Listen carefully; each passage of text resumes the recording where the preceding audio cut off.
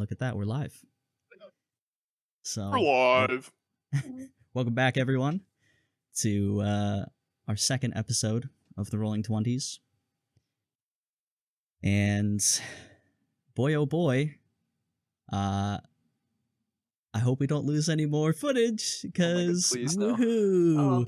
So, you know, we have to reenact every single thing. Yeah, I actually deleted the whole episode. That happened. We just there was 5 dragons.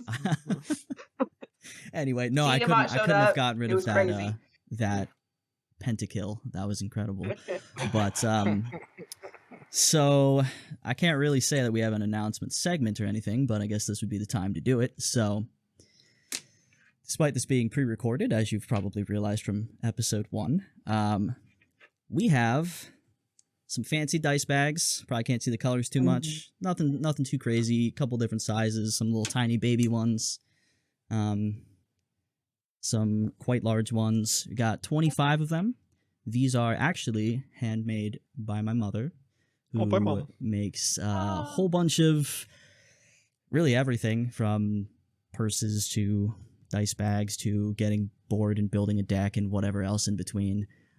She has an Etsy store, which I will link. And yeah, for the first 25 subs we get, I will be sending out a little dice bag and a little set of dice. Unfortunately, I do have to limit this to within the United States and Canada, because international shipping is insane and really long and bad right now and expensive. So unfortunately, I'm not set up to do that at the moment. So first 25 subs within the US and Canada, you'll get a nifty little dice bag. So woohoo. Our gift to you. Our gift. Yes. Thank you very much. And we will also have character art in the next couple weeks. Don't have an exact date. I don't know how long it'll be till I post this. So maybe there will be character art in 5 minutes from now on your screen. Probably not, but maybe. So cool. Yeah. And that's about it. Yeah, that's it for now. And let's go ahead and get into it. So I realized I didn't type up my official recap of last session, because how dare I be so unprepared for my own game. But essentially, we began with Volkar and his definitely not wings, according to him, flying and subsequently colliding into a tree and then the ground, and what happened? Then a difficult decision to decide if you all wanted to find your way up north to Camp Sinclair, or if you wanted to go hopefully rescue whoever the 3 of the hunters that had seemed to have been taken, as detailed in the note you found on Marith, well, his body. And the decision was to head south and hopefully find who was taken. There was a little bit of Quilly forgetting to check in with Dad. some missed messages on the notebook cell phone from Mirka, who is your boss right now. I'm so bad at texting back. Yeah, it happens, The airplane yet? It's rough. Sometimes signal's bad, yeah. And we had some good nighttime conversations of a variety of sorts. Yeah, that was really heartfelt, Minthern. It was. And that's all you're getting out of him. That's all it is. That's it. Theron can't speak ever again now. There was some more travel, finding a cave, which seems to be where the hideout, as you were calling it, of the Knolls was marked by Marith. And nothing bad ever happened for the cave. Nothing bad ever happened. There was also, you came across a pretty tough Gnoll and some hyenas that were feasting, and Derek absolutely obliterated them. And almost me. It was some good friendly ice in there. And yeah, anyway, you found your way inside this cave. There were two figures who were essentially crucified up against the wall. Lila went all weird and did some stuff and garnered some varying responses from the party, but mostly along the lines of, what the fuck? Kalis and Volkar were pretty pissed off about this and wanted to head further in and make sure that, you know, if there was anyone to be saved, that they could do so. And upon eventually finding the large open cavern that Lila had spoken of seeing through the eyes of this dying woman, Kalis bent down to pick up a goblet, which his foot happened to make contact with. And as he did so, you all fell into darkness, silence, saw flashes of a horrible sort of insectoid, dead spacey motherfucker. Chester? And we don't know that name. To find out, his name might be Chester, as you all and Lila found yourselves cocooned up in some weird void-like place. And a strange cloaked figure seated in a chair not too far away, which essentially said, "You weren't who I was expecting." And by said, communicated to you via magic scroll. You weren't who I was expecting. Some weird cryptic stuff about trying to figure out why you were there and then seeming to realize it. And said, how about we play a game and you can earn some assistance on your travels. Because there's never been a serial killer that says, "How would you like to play a game?" Yeah, I don't know. It's fine. Yeah, everything's fine. Okay, what could go wrong? And his buddy's dude's Chester, you know? Yeah. Yeah. We're still in, technically speaking, we're still in the eggs. I thought that was out. No, you're all out. Yeah, and, Darren cut us out. Give me like 20 seconds to open up my last document I need, because, you know, it's great getting set up and then having to restart my computer right as we're about to go live. So, okay, there we go. I think that's everything I need for now. And, also I should address the silence around us right now to the viewers, which is that my dear RPG Sounds is rebelling right now, so hopefully it'll work at some point, but for now you're going to have to listen to us and just us, so add your own background music if you want to or something, or deal with it, your choice. But that's where we begin. The figure has just finished waving its hand towards you as the scroll, the text vanishes from the scroll, and it kind of furls back up and then vanishes. You see a slight, tiny little smile come across the hardly visible mouth of the figure. Snaps silently, and the sensation of falling overtakes all of you once more. Ah, shit. When your senses come back to you, first thing you notice is the sound of birds. Feeling of warmth on your skin, nice breeze, the rustling of grass, and as you start to blink, allowing the light back into your eyes, you see that you are in a large open meadow. There is way in the distance a mountain range in front of you. You hear a river, though you don't see one or can't really place where the sound is coming from. And about 50 feet in front of you is a hexagonal, I don't know how to describe it. I guess pavilion is the closest I can get. It has 6 ornate, swirling, like marbled pillars rising up out of the dirt about 30 feet. And there's a kind of hexagonal yet kind of domed in the center ceiling that attaches them. And directly in the center, also rising up out of the dirt, is a similar white marbled hexagonal platform, about 2 feet up out of the dirt.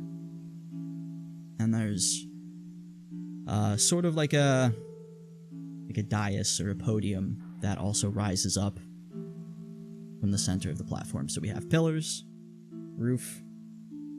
In the middle, coming up out of the ground, we have a hexagon platform and some little, almost hollow podium coming up out of that. And aside from that, you see no other structures. It is just meadow and rolling hills and fields as far as you can see. What would you like to do? We're all together?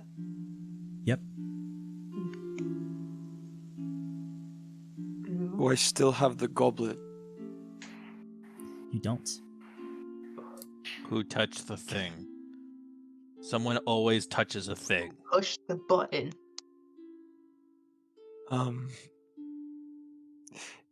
If you're talking about that goblet, that was me. I picked it up. So it may have been my fault, but I'm trying But it also to may not be... throttle you. I am not throttling. I am calm. how was I supposed to know the goblet was going to transport us? Well, It's I not my don't know. fault. Maybe the sacrificial altar and the 2 crucified adventurers was a bit of a window of don't touch this. So you're telling me you wouldn't have picked up the goblet? Oh no, be fair, 8 intelligence, I definitely would have picked up the goblet. Right. But I expect better from you. Not mad, just disappointed. You couldn't have known. It's not his fault. Yeah. And hey, it might not be entirely bad. I mean, this place is Really? pretty... We're in a witch's demented game. How do we know that? Well, It's just a let's go meadow. find out. Did you not see the giant slug-like thing that put us in eggs? Appearances may not be what they appear. Yeah, it also could have killed us outright. Yeah. That is true. I say we go investigate this building. Yeah. What's around us? Like, it's just a meadow, This is right? my life now. Yeah, just open meadow. This is the only visibly non-meadow thing, is this whatever structure is before you. This is my life now. And the meadow looks natural, right? Yeah, looks, sounds, feels. Is there nothing else Smells. around? Like, just meadows, like, for... A ways in front of you, there's a mountain range that just kind of spans like the whole horizon, but the side behind, it's just meadow, almost kind of endlessly expansive, sort of like whatever place you were just at briefly when you came out of the cocoons Before we or eggs. approach what I assume is a gazebo Sort of, yeah. like thing, can I start ritually casting detect good and evil? Sure. And what time of day is it?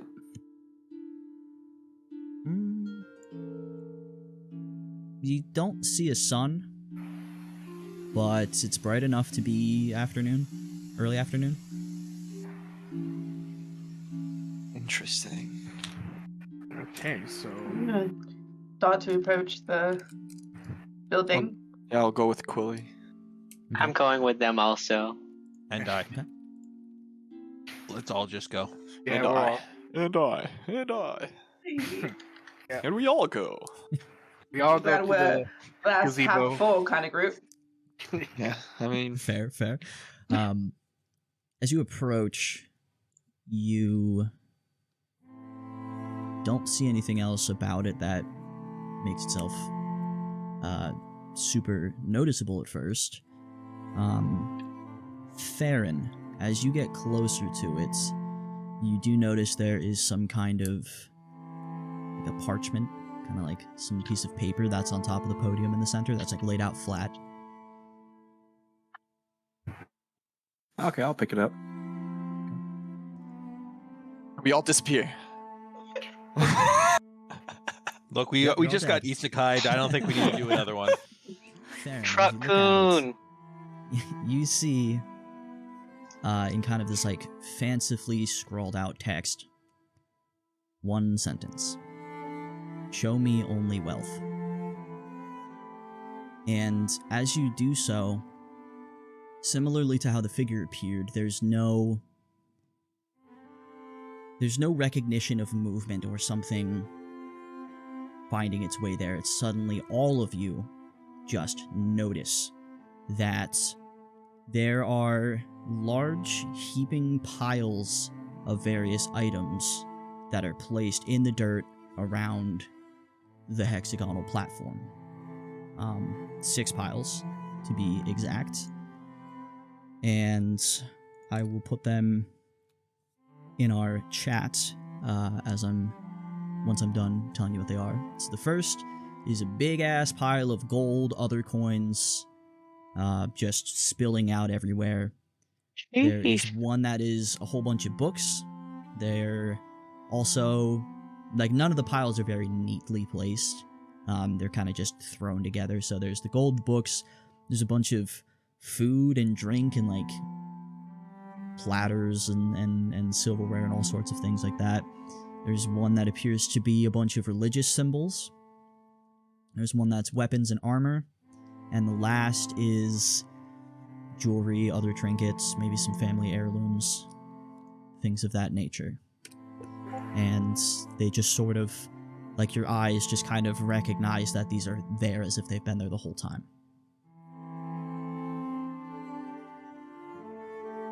I'm gonna turn to Theron. I think it's a riddle.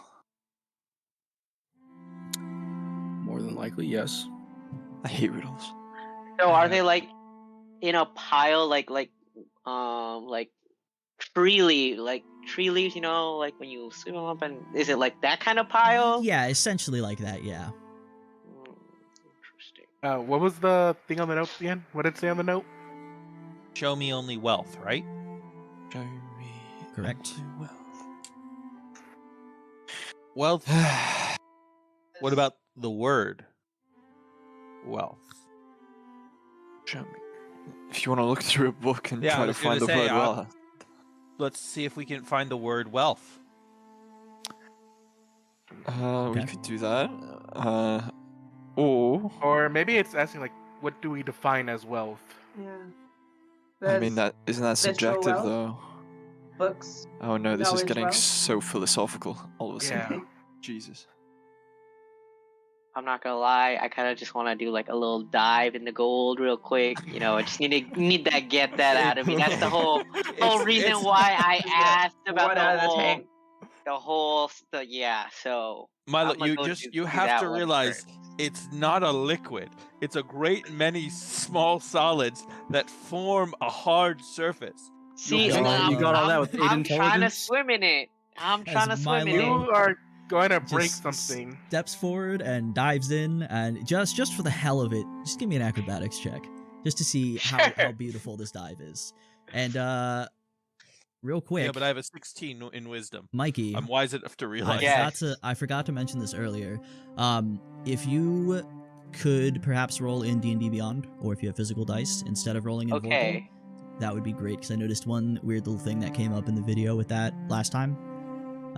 So I forgot to bring that up earlier, so Okay, that's fine. thank you. Yep, thank you. What was I rolling again? Acrobatics. Acrobatics. Oh. 16. Okay, that's pretty good. The pile is more than big enough for you as Milo just steps up and dives in, and actually does like disappear into the middle of it. Not Nice. as gracefully as one would hope by diving into a liquid. And it's kind of loud and sends some coins just kind of tumbling and shifting off the top of it. And you definitely like get one that hits you right in the tooth and kind of hurts. Nice. But yeah, you're in a pile of gold. Awesome. Okay, we can go back to whatever we were doing. That needed to be done. Thank you. Okay, you got it in your system? Yeah. Oh, I mean, We could try just picking up some of the items around us and proceeding to almost put whatever we think is wealth on the pedestal. We could each choose different ones, or it has to be I just don't know. one final answer.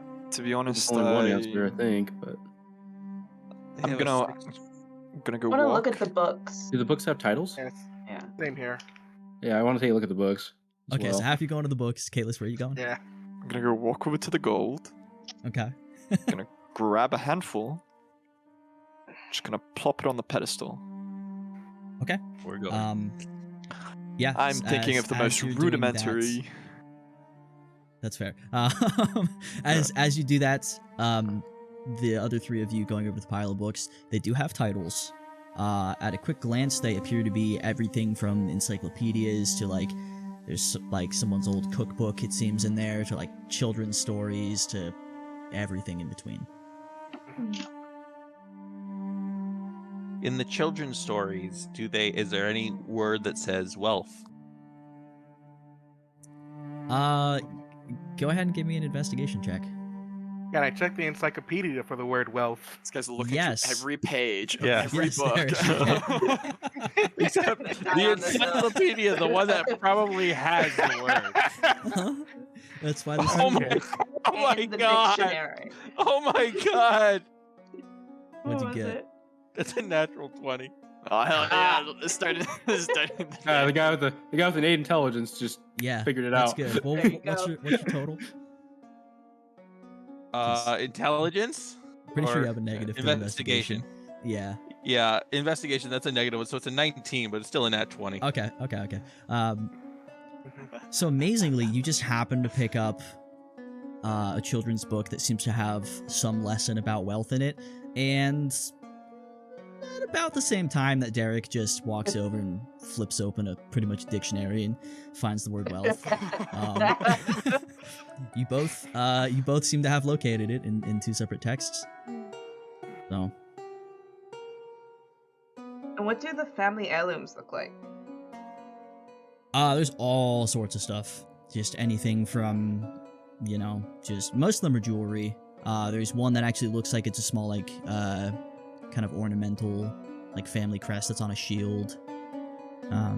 It's kind of stuff along those lines. Anything that in the books, is there anything about magic? Like books about magic? Yeah, there's a multitude of kind of all across the spectrum of things that would talk about magic as well. Okay, I take one of those too. Okay. I think Quilly's thinking about doing the family heirlooms, but she's going to do the books instead. She's going to put them on a pedestal. I'm gonna walk over to the weapons and armor and just take a look, see what's there, with my little children's book. So Kayla's put gold on. Carrying, like, Quilly is grabbing a couple books to put on the pedestal, and nothing else has been actively put up there yet, correct? yeah. I'm gonna take like the dictionary I have and probably book about magic too. To go put on the pedestal. Okay. Really? And You're good with the arcane, right?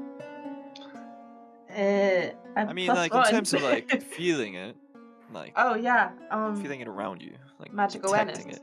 Yeah. I was just Is gonna say anything in here willpower. magic? Oh. I don't detect magic. I would say throughout this, because you had done Detect Evil and Good, you don't sense any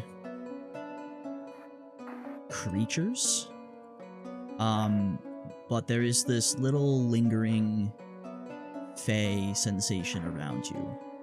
It's real subtle. It's kind of around. Theron, Uh-huh. you spent a lot of time in the Feywild, right? Yes, I did. Would the Feywild have say a nice meadow with no sun and a random gazebo where tricks are played on unsuspected hapless victims. There is an Feywild. Does it seem familiar to me? Not this. Like you haven't, but like there's no like, oh Yeah, shit, I've seen yeah, this. But Seen this trick before. it sounds like a thing that the Feywild might do. My spell just went off, and there's a presence here, a Fey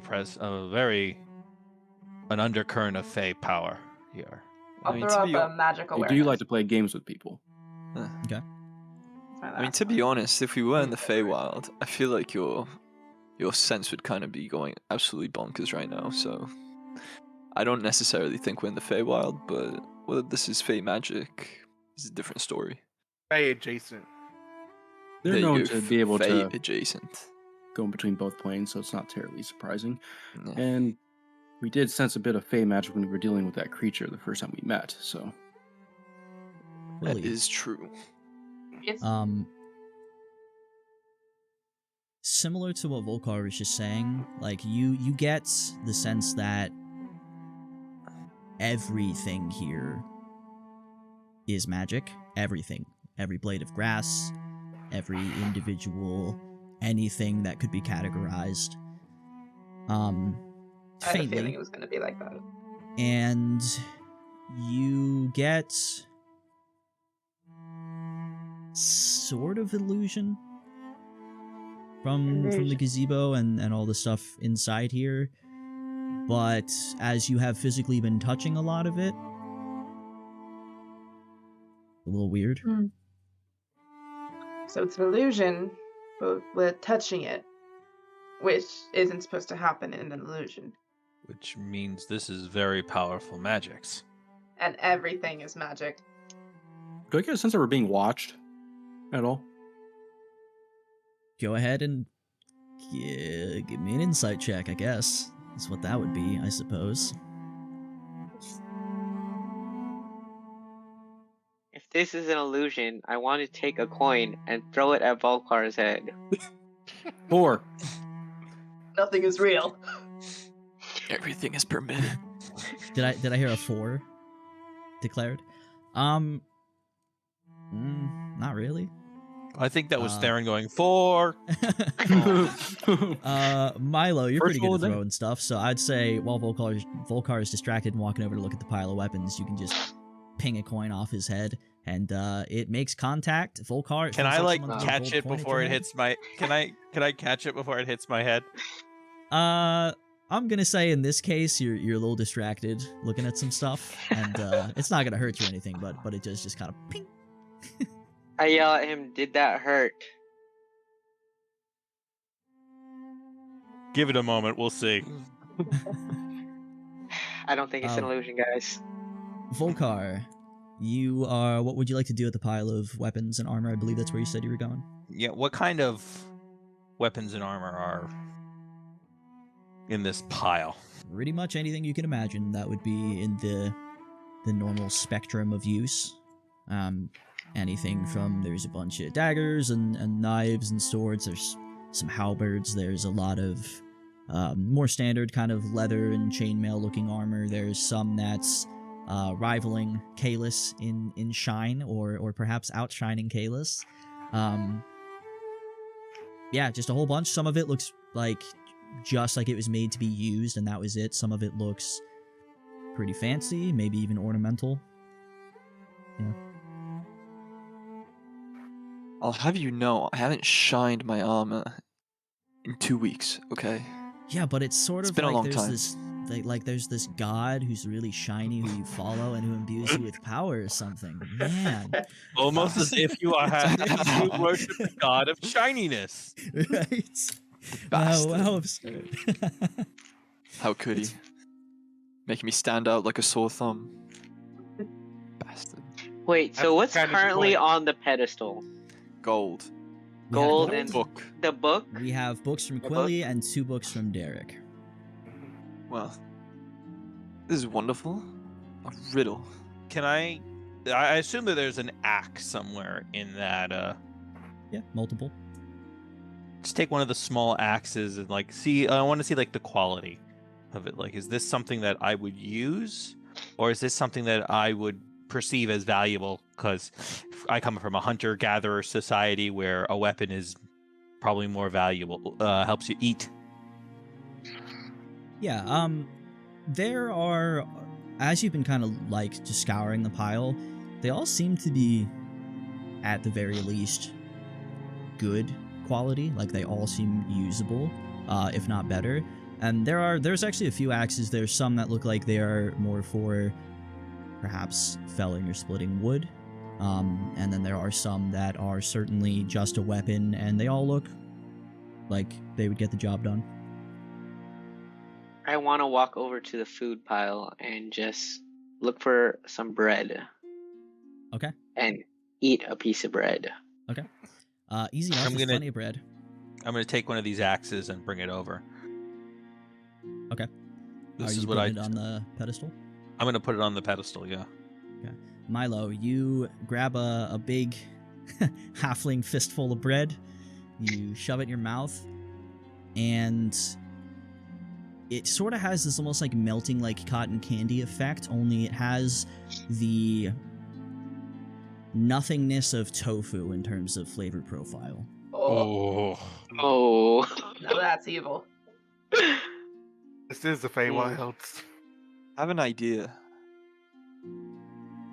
I feel like everyone in this group has something in this, in one of these piles that they deem to be valuable to them.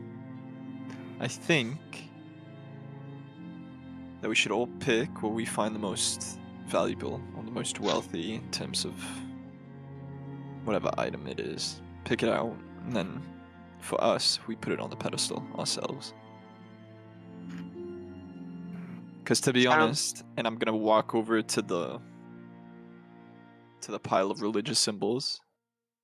I'm gonna rummage through it and try to find a symbol of Bahamut.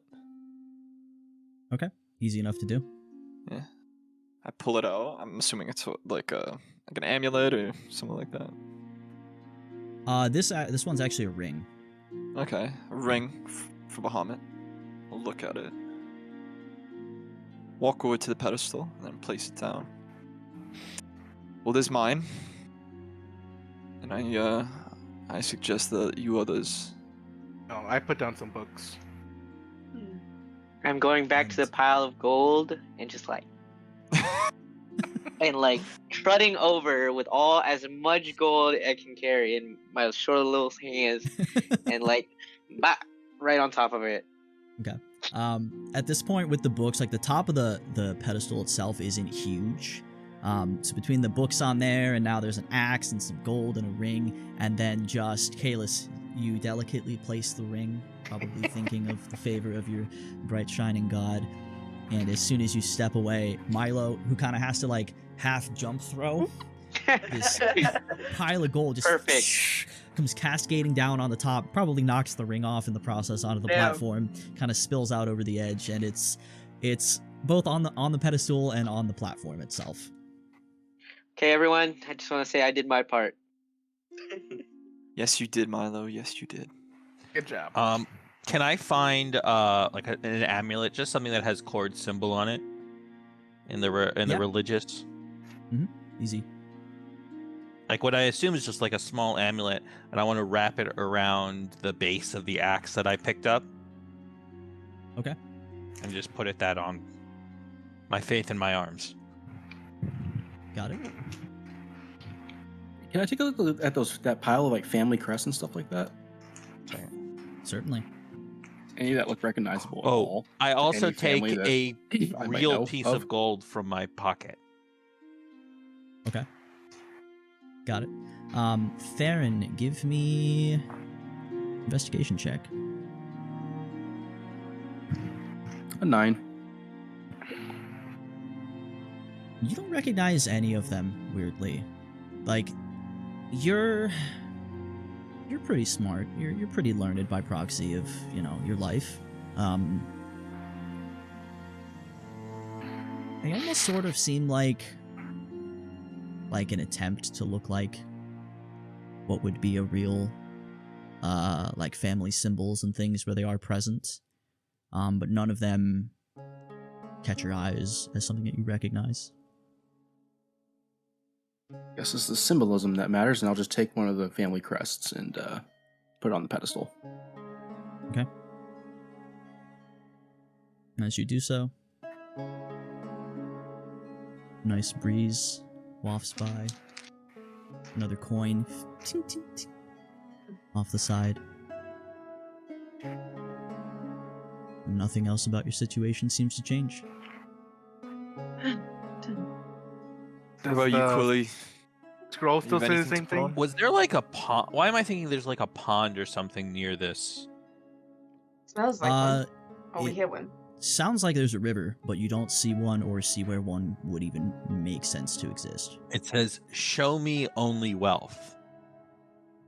Can we take the scroll off the pedestal that it was on? At the moment, it's covered in a bunch of shit, so you'd have to. Like dig it out? I mean, Yeah. As you uncover it and try to remove it, it actually doesn't move. Oh, trying to see if I could show the scroll wealth. I think it's only one item we have to choose. I think so. I think all of these piles are kind of unfamiliar to Quilly. Like, she was looking at the crust. She doesn't know who her family is. She's looking at knowledge. She doesn't remember anything. And so she's going to take out the only thing she really does know, her broken compass. And she's going to place it on the pedestal to see if anything happens. Okay.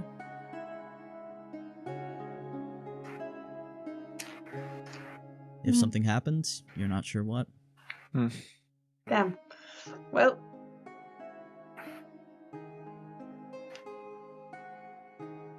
Well, damn, that was my best idea. Yeah, that was my yeah. Could always like, Show me wealth. I agree with Cully. I think it's a wealth of knowledge, which I think would be books, but that's just me. But see, that's the problem. We all think wealth is, wealth is subjective, right? You could be wealthy with regards to faith. You could be wealthy with regards to money. strength, with power, with Exactly. everything. And I'm just gonna sit down right next to the pedestal and look absolutely fucking stumped. Just Oh, I mean, I could try an augury, but that really doesn't give me anything. I'ma look up into the air, shake my fist, and be like, "Give us a hint!" Milo, as you look well- up, you catch out of the corner of your eye in the center of the ceiling, directly above the pedestal, is what looks like a small mirror embedded in the ceiling, directly over the pedestal. And it says, like, can we see all the words on the, like, in the mirror? Of the... Yes, you can. Can I, like, with my body, almost like with my arms, cover all the words except the word wealth? You put your hands down on it. You look up at the mirror. Assuming Milo communicated this. Yeah. Sure, yeah. just because I realized that, but you look up. As you do, you see a small gold kind of sparkle on the word wealth, and immediately all of you are overcome by darkness and falling once more. oh goddamn. I'm a fucking genius! I'm a genius, I tell you! The answer was look up. We didn't do a perception. I took my compass back. No, we I didn't. don't want to leave that Is shit. it one of my favorite puzzles? Yes. I'm a genius! Dude, That is such a I'm waiting fake for, like, puzzle. Did Josh get the answer immediately and then not follow through on it, essentially? Yes. Damn. I Yeah. thought you were on track to be the fastest group to solve this among the many groups I've used this on. And that was still pretty good. But As soon as he saw the mirror, I was happy to. I got it, so you don't have to rub it in. No. That was still good. I've seen some groups tear themselves apart on that one, but falling, more darkness, and this time, as your senses come to you, you realize that you are inside of a small room, a circular room, and there's a desk on one side that has like a little inkwell, like a quill pen in it, some journal or like maybe journals, just small books, parchments kind of neatly arranged on top of it. Behind the desk on the wall is a painting of just a nice little snow-dusted hill landscape. There is a wolfskin rug on the floor, a small kind of end table next to a rocking chair that has a steaming teapot and 2 teacups on it, a small lantern, candle lantern from the ceiling, of which about half of them are lit. There's this sort of sourceless, nice, soft harp music just kind of gently bouncing around the room, which would be happening in real time, save for RPG sounds, so maybe I'll add it in post, who knows. There is one window. There is a door directly behind you, a simple wooden door, and then there's another door across from you that look just about the same. So you have desk, painting, you have a rug, you have your table, rocking chair, and tea, a window, and 2 doors, and a lantern. Is there a note this time? A note? Well, where? What do you mean? On the desk, like something to tell us the riddle. As you walk over and look at the desk, actually all of the parchments and everything that you see there that would be an anticipated surface to have writing on it, they're all blank. But as Volkar steps over to do that, the scroll from before actually appears in the air, unfurling, and slowly starts writing out the following message. Clever. I'm impressed. Let's see how you handle this one.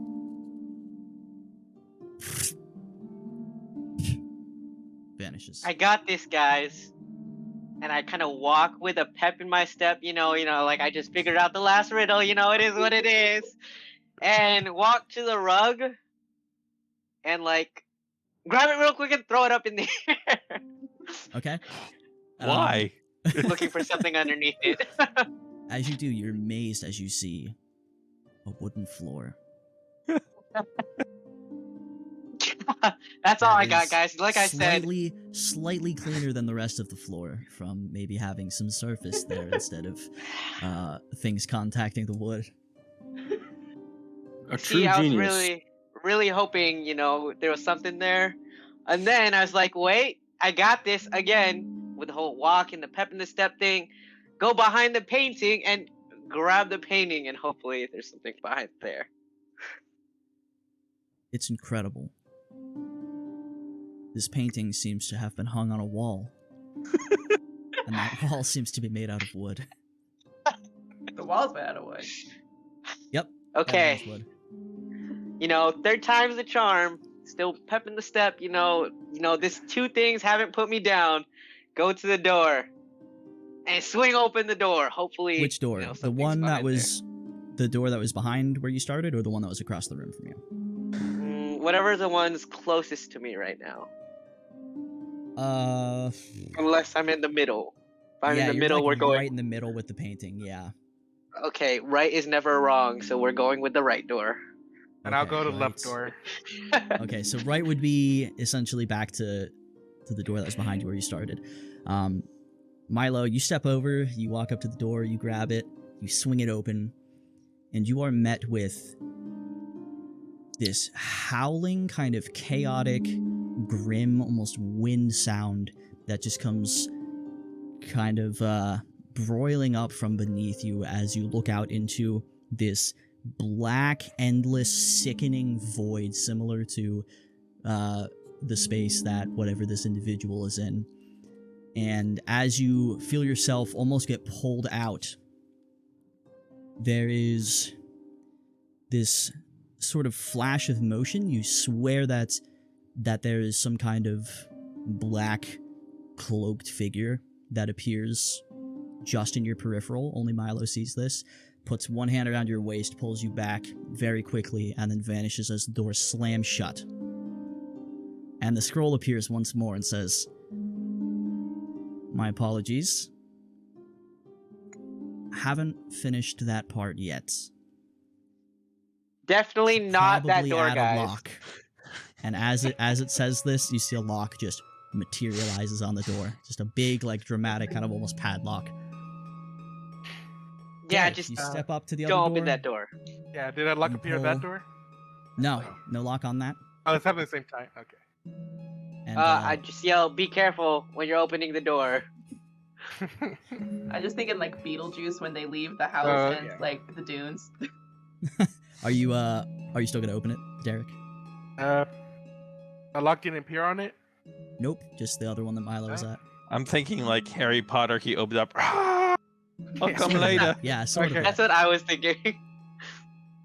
Okay, I opened the door, but like stay behind it with my head peeking over it. Okay. And as you look, you are met with a much calmer, slightly chilly breeze. As you look out to the nice, snow-dusted, rolling hill landscape around you, you see a little bit outside is what looks like a hot spring, like a natural hot spring. There's kind of a raised patio and a table and a couple other basic like food items placed out there. And Does the actually note- outside match the painting? I'll get to that. The door actually opens outward, by the way. Oh, okay. So hiding behind it, not an option, but you could kind of, hide behind the wall. a Like little slowly bit. open it and peek around. Yeah. And as you do so, you kind of stand there for a second and take in the surroundings. There is this kind of smoky puff about 3 feet in front of you, as suddenly there is this massive, maybe 4 foot high, floating silver gauntleted hand that grabs the door and slams it in your face, knocking you back on your ass. Oh. Didn't say the magic words. Didn't say the magic words. And what are the magic words? Don't go out there, apparently. Yeah.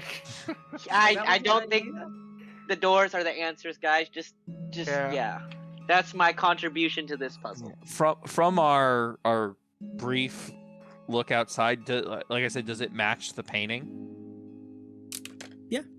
Like Relatively. almost 1 for 1.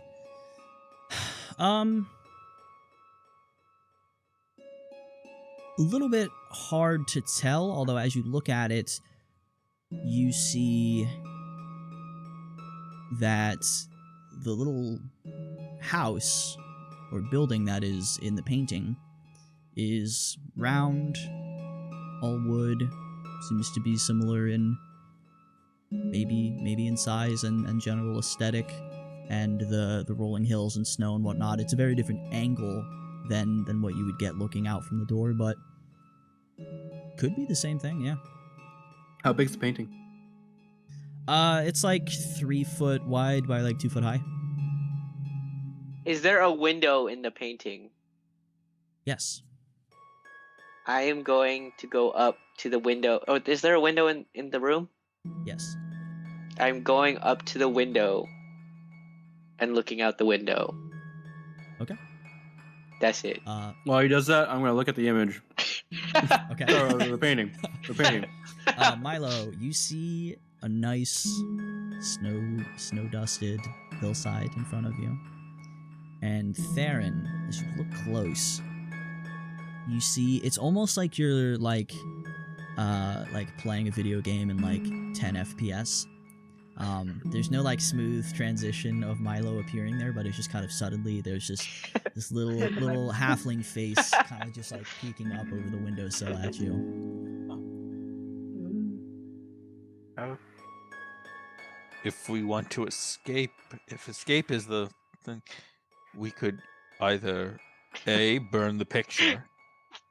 I don't think we should. I don't think we should do that. I don't think we should do that. That's one option. That's one option. I'm just putting out options. Mhm. But there's also a writing desk with inks. Yeah. I'm gonna put my hand on the center of the painting. Anything happen? No, feels like a painting. Is there anything on the back of the painting? No, just canvas. Is there an artist's name in the bottom? There is a signature that is maybe a signature. It's just kind of a fancy scrawled out letter A, capital A. So are we just all looking at this painting right now? Well, I assume Unless you're still at the window. I'm still at the window. Yeah, Is everyone else still looking at the painting? that's what it seems to be. Yeah. Yeah. What else was there? There was No. What was a on the desk rocking again? chair and Yeah, there is a rocking chair. There's a table with some tea next to that. The desk is just covered in kind of neatly stacked up parchment and like books and journals and whatnot, but they all are empty. Was there any ink bottles or anything? There is a little inkwell like built into the desk that's about half full. There's a quill pen currently sticking out of.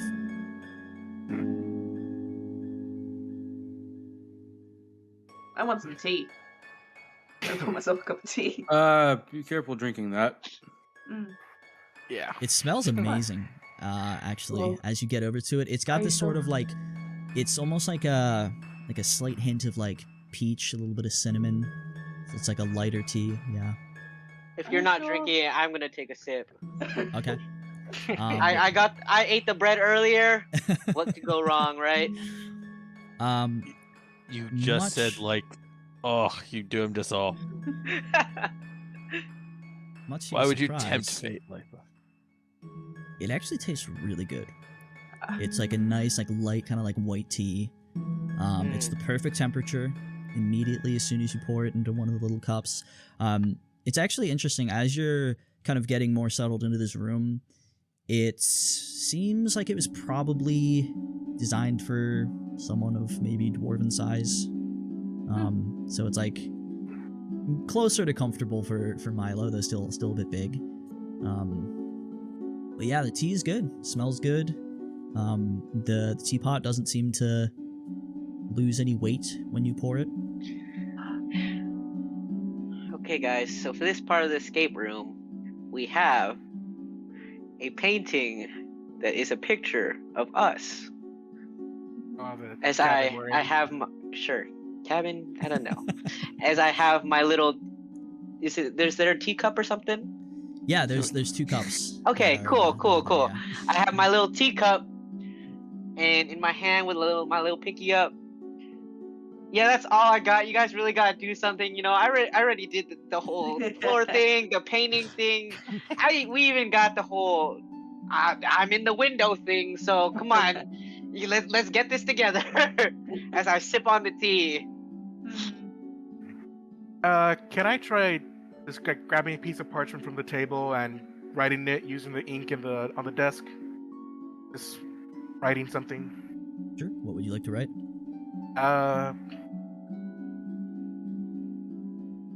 I love puzzles. Okay. You do write this, and it seems to behave how you would expect a writing utensil and some paper to respond. Okay. Ink still there? And yeah, ink is still there, and as you finish, the error scroll again appears next to you and just says, "What a wonderful surprise. As do I." And Thank then you. Vanishes. Can I grab the painting and like shake it? Will that is that God. doing anything? By the way, this is comically large in Milo's hands. That's why I was like, it's like as long as me. You actually you have to jump a little bit to get it off the wall. Now that I think about it, just a little bit. It is It is a painting that is being violently shaken in front of your face. And what changes is it looks kind of goofy as you do this, but nothing else. Okay. Can I take that chair and like throw it through the window? See if the window breaks. Sure, it's a little bit bigger than the window, but you could try. Smash the window with it, maybe. I'm gonna try. Sure, go ahead and just give me a strength check. Ooh, man, some low rolls right now. 5. Let's go. Okay. It seems that the chair might have been a little weaker than you were hoping, and actually just part of the bottom of the of one of the legs just snaps off, and now it's a maybe half rocking chair on the one side. But is there anything I like? grab. Oh, go ahead. Sorry. Is there anything like under the desks or anything? Maybe anything hidden? go ahead and roll to investigate. Oh, I look up. I look up at the ceiling. I want. Yeah, let's look up. Let's look up. Like, Let's check all the directions. probably not, but What's my investigation? There's a ceiling above you, Okay. Oh, and 19. that's all you see above you. Quilly, as you are feeling around looking for stuff, you kind of start pulling open some of the drawers, and in one of them, you see a little book. It's the only thing in that drawer. And on the front, it says, Sir Gimmick, an autobiography. Can I open it? Can I play the autobiography? Or... Play it? Let's play What is like this, it's a freaking... It's an audiobook? I've been playing it's an Tiny audiobook. Tina's, and so that's what I just picked. As she's biography. reading her book, I want to try like grab some piece of the chair that got broken Okay. and be like, "Let me show you how this is done," and try Oh. throwing it at the window also. oh god. Cool. Go ahead.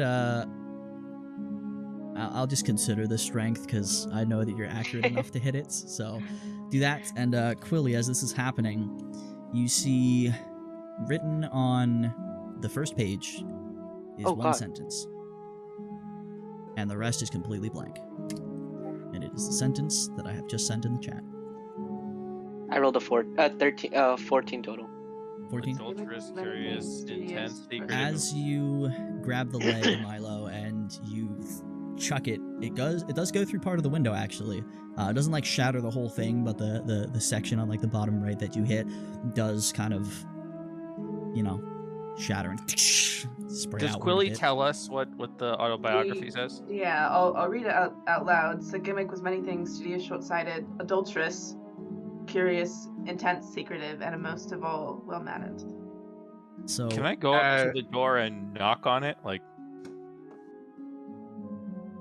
okay, yeah, you can. I was just about to ask, what's Kayla's doing in all this?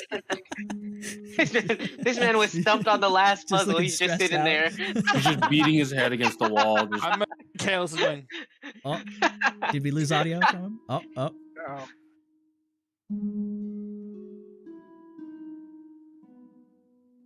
Technical difficulties. We turn around and Kalis' mouth is just stitched. It's Oh, canon. no. It's gone. Hello. Okay, there we go. Welcome Finally. back. Sorry, don't if know. you've I was said speaking things. so many times that I was like, "Am I just being talked over?" Oh no! Oh. Every time I looked at you, every As single soon time I looked at you, you were just doing this, and I didn't ever As see soon that you as were I talking. as soon as I saw Discord and I was talking, I was like, "None of this is registered." Oh no! Finally, no. yes, I was talking. Damn. Before I actually said, "It's like I'm gonna go walk over to the door," and then people just talked over me. But that's fine. 'Cause I wasn't making a sound clearly. Yeah. I walk over to the door, and at first I was just gonna open it again Okay. and see So what let's happens. let's go ahead and let's say that's happening as Quilly is kind of grabbing the book out. I'm so sorry. If I'm blatantly not answering you. Yeah, Even though you're just not talking. Nah, type in Discord or something, or see something. But I swear, It was my every time I looked at you, you were just like staring angrily into the. No, board no, beyond. I I was wasn't like, staring oh god, angrily, I was Kalis just hates like- this. I was like, what is happening right now? I was so Okay, confused. that's hilarious. Kalis, you walk over, Yeah. push the door open. You see the same scene I described before, Mhm. and Uh-oh.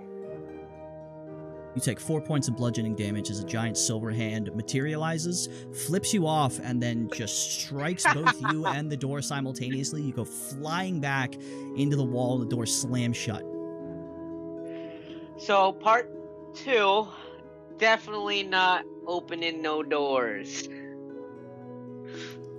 With I don't know. that, You can open the Volkar, door and get just one-shotted, Mikey. Can I? Are Can you I still trying? yeah, I'm gonna knock on the door, like polite, like. Okay. You walk over, you knock on the door, probably stepping over Kalis on the ground. And Come on, Shiny, don't cry. I'm crying. as you I knock, landed on my butt. broken tailbone. Yeah. The door slightly pulls open, about a foot.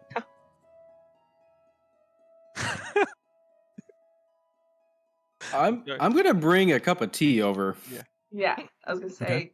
Would you offer it some tea. Would you like some to come inside, warm up by the fire, enjoy a cup of tea? We'd be happy Sitting to on have this you. half-broken chair. I was gonna say, I'd offer you a seat, but it's kind of broken. Yeah, but I kind of fucked it up. As, You can sit on this. As you say that, and Theron comes over with the tea, you see the hand has appeared once more. And as it begins to clench, it kind of slows down, and then there's another puff of smoke. And instead what you see is this finely dressed, very old elven man who grabs the outside of the door, pulls it open, kind of bows very low, motioning for you to come outside. And as you look, you see that there are maybe 50 or 60 individuals who seem to be having some kind of gathering or party around the hot spring, enjoying food and all that. And the elven man just stands, waiting, motioning, smiling at you. I'm gonna look we at join you? Theron. So gimmick. He looks at you, still smiling, wordlessly, nods, and once again bows low and motions for you all to exit. Get off my ass. Hey, well, I want to be the first one out. Okay. He's the first one out. Okay. And is And anyone... Eric 8 follows. Constitution. Sorry? I was telling Mikey, take the lead. 8 Constitution. Yeah. Is anyone not intending to come outside, or are you just waiting to see if Milo dies or something? I'm going I'll wait to see if he outside. dies. Okay.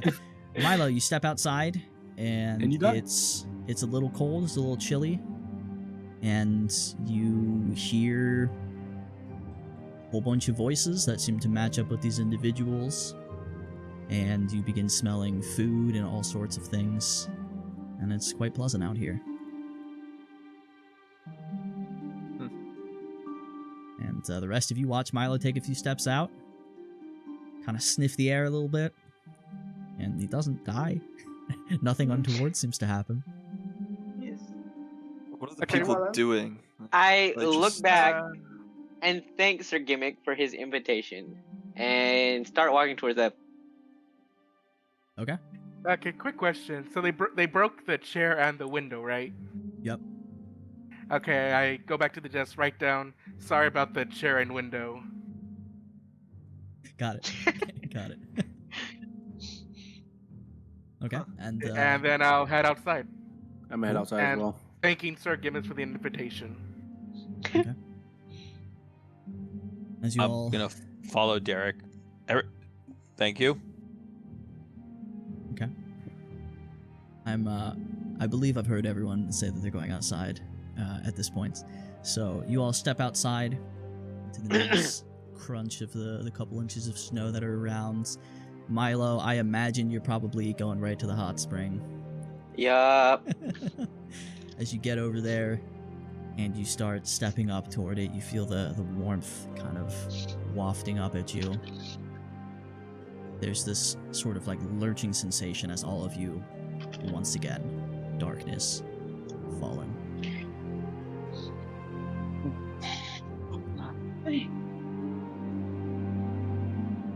And this time, when your senses recover, you are standing in what seems like a large, old church in like the central chamber Oh of it, God. maybe 30 feet wide, 80 feet long. There are a bunch of empty, beaten up, broken pews around. The ones on the right side are still mostly standing but look old, some actually kind of moldy and have moss growing on them. The ones on the left side are at best sort of standing. There's a whole section, almost the front half of them, that's just completely smashed and crumbled in. At the far side is kind of the raised stage. There's what looks like a handful of old instruments on the back of it. There's another podium. This one's wooden. And above the stage, on the left side from where you're looking, on the same side with all the destroyed pews, is a large, maybe like 8-foot in diameter hole in the ceiling, where there's just like bits of wood and whatnot hanging. There's water dripping in it. Actually, you can hear the sound of heavy rain from outside, and a bit of moonlight kind of peeking in through the hole and through the stained glass windows up on the like, peaked ceiling above you. What would you like to do? Okay, I'll give credit where credit's due. I'm gonna hold Milo back. Just give it a second. Just give it 2 seconds. That's all I ask. Just give it a few seconds. I think Kalis has this one. Yeah, we got a resident church boy. Yeah. I don't think that's fair. I wasn't that good going to church, actually. I'm not exactly the most studious. I left that up to the priest guards. You know how the Wasn't really priests for me. are. I mean, I guess, but Yeah, maybe. I wasn't exactly the most devout. Don't get me wrong. I'm a big fan of Bahamut, but Yeah, I'm not one for worship like that. maybe just a C student. I guess. C's get degrees, baby. Yeah, there you go. I Can mean, you tell maybe who this church is for? Is there a symbol? I mean, I'll look around. I'll see basically if it's familiar at all. Is there some kind of altar? Sorry, I don't know if you said that or not. Yeah, Josh, what did you ask? If there is, I was asking if there's like an altar or a symbol, something that like pronounced where this church is deifying. Okay. I would let both Kalis and Volkar give me either just a perception check or a religion check. It's a 9. 14, 15, 17. 17, okay. So you both take a couple minutes and peer around. You see there's no altar of sorts. There's the podium still on the far side from you on the stage. There are interesting designs in the stained glass, which are mostly in these sort of dark red and purple hues, with a little bit of yellow and green occasionally. And at first, they vaguely look like they might be telling some kind of story, like there's figures and whatnot, but it's like every time your eyes try and focus on part of it, it's you just like can't make out what might be there, and it's weird. You blink, you look away, your eyes are fine, nothing in them, you look back up, and it's just almost kind of blurry. And there's no obvious symbols of any deities, religions, gods that that call out to either of you. How big is this podium? Like, in relative terms to me? It's like 2 Milos. Okay. I guess, sorry, it's like 1.5 Milos. Mile Okay. and a half. Yeah. I am going to look for something for me to stand on to put in front of this podium. I'm gonna walk up to the podium. I love this. Bad, So man. Milo like, kind of starts grabbing one of the pews and trying to move it. It's big and heavy. And Theron, you just take the 3 steps up onto the stage. You walk over to the podium. And There's on the another podium, parchment up here. no, but there's a large book. Very large, heavy, you know, about what you would expect from probably a religious text. And on the front of it are all sorts of intricate, kind of swirled, sort of like almost elven looking in design, just like in the leather on it, but the book is super old, super beat to shit, and there's no title or anything you can make out on the cover of the spine. I'm still looking for something to put right next to Theron, I guess. So I can Gonna- stand right next to him. While he's doing that, I'm gonna open up the book. Okay, so Milo, you managed to grab a small section of one of the pews that had broken off, and it's a little precarious to balance on, but you kind of managed to squeeze it over there and step up next to Theron. Awesome. And I'm Theron. gonna be like trying to peer over his shoulder type thing. Cool. Well, that might be hard, but Yeah. kind of like from the side. Okay, on the side. Yeah. As the two of you are looking through the book, it's sort of a similar effect to what was happening with Kalis and Volkar trying to focus on the stained glass. It's like, it looks like there's probably text that was here at some point or is there, and while some of the pages are super water damaged or just beat up and brittle, it's like your eyes just don't want to focus on anything. But as you flip about 30 or so pages in, you see one page that very clearly has this, so you know how like in, oh my god, I just forgot the name of the book. Oh, my high school English teachers would be so disappointed in me. Anyway, how sometimes the first letter of a page, they'll just do this big, grandiose, over the top, you know, presentation for the letter. Oh, It's sort of perfect one of calligraphy. those. Yes, yes. And it's the letter F, a capital F. And as you flip through a bit more, you find that on these pages throughout the book spells out the word faith. It's called an illuminated initial, by the way. Got They're it. from illuminated manuscripts. At least it doesn't say Nicole's dead. Otherwise, I would have closed the book and ran. Sorry. I was scared it was gonna say, I know what you did last summer. Oh man. I watch you in the bathroom. Kayla says randomly. And on this Volkar takes a pedestal, big old step to the left. I'm getting is this roughly the same size as the pedestal from the other, the first puzzle?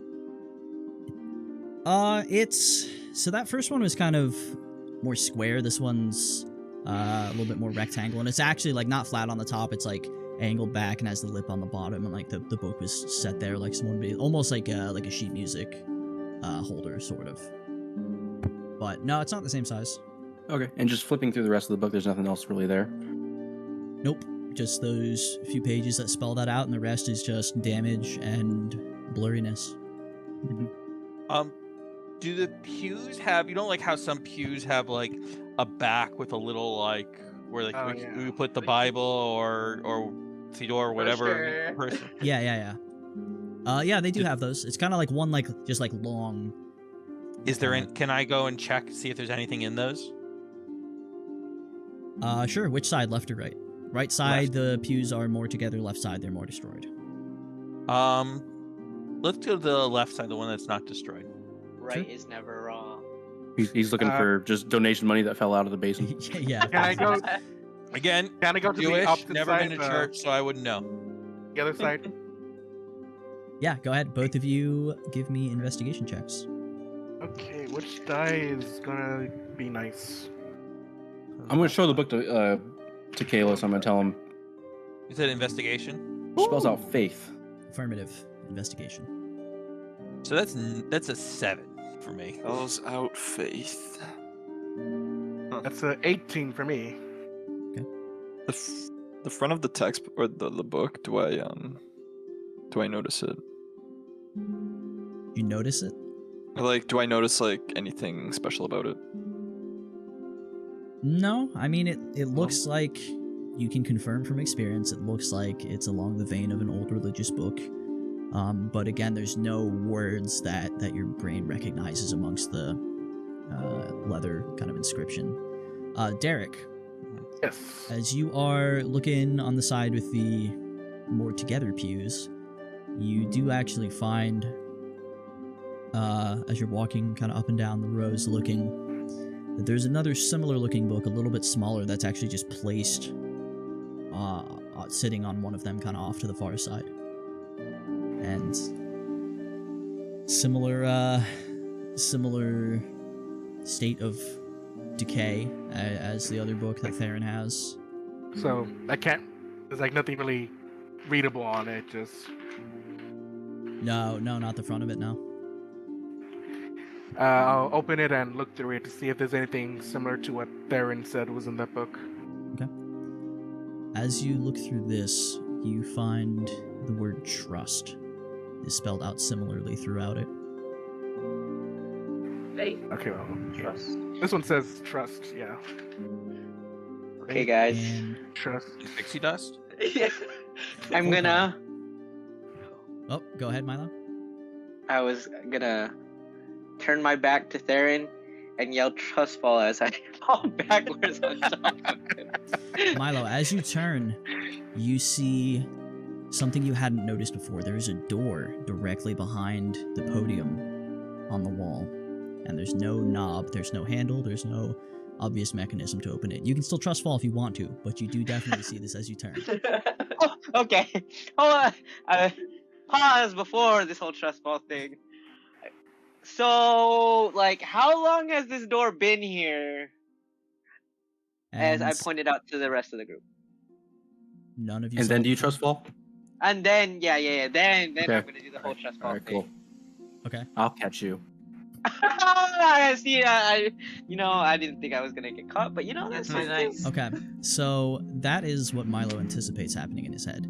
But instead, as you fall back, Theron, you reach forward to sarcastically grab the halfling, and right as he begins to contact your hands, it's almost as if your hands pass through him like an illusion, and there's a smoke. Milo, you feel yourself fall, and everything goes black. Sensationless. What the fuck? Did Theron just kill Milo? I turned him to dust. I actually have the Infinity Gauntlet.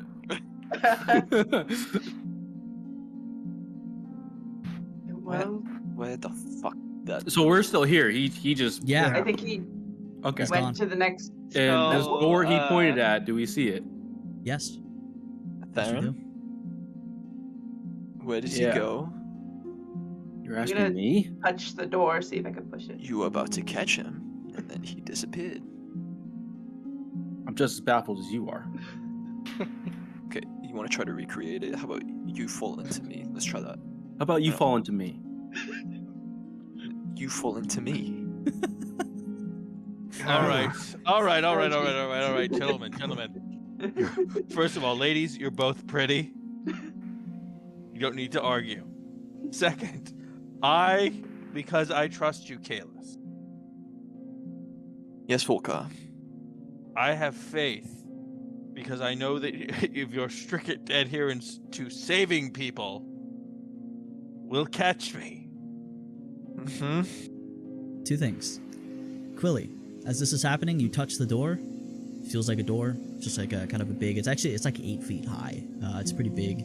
Got Damn. kind of a slightly dramatic archway that was probably pretty real at one point, but it's kind of just old and shitty like everything else here. It's extra. The door does not budge.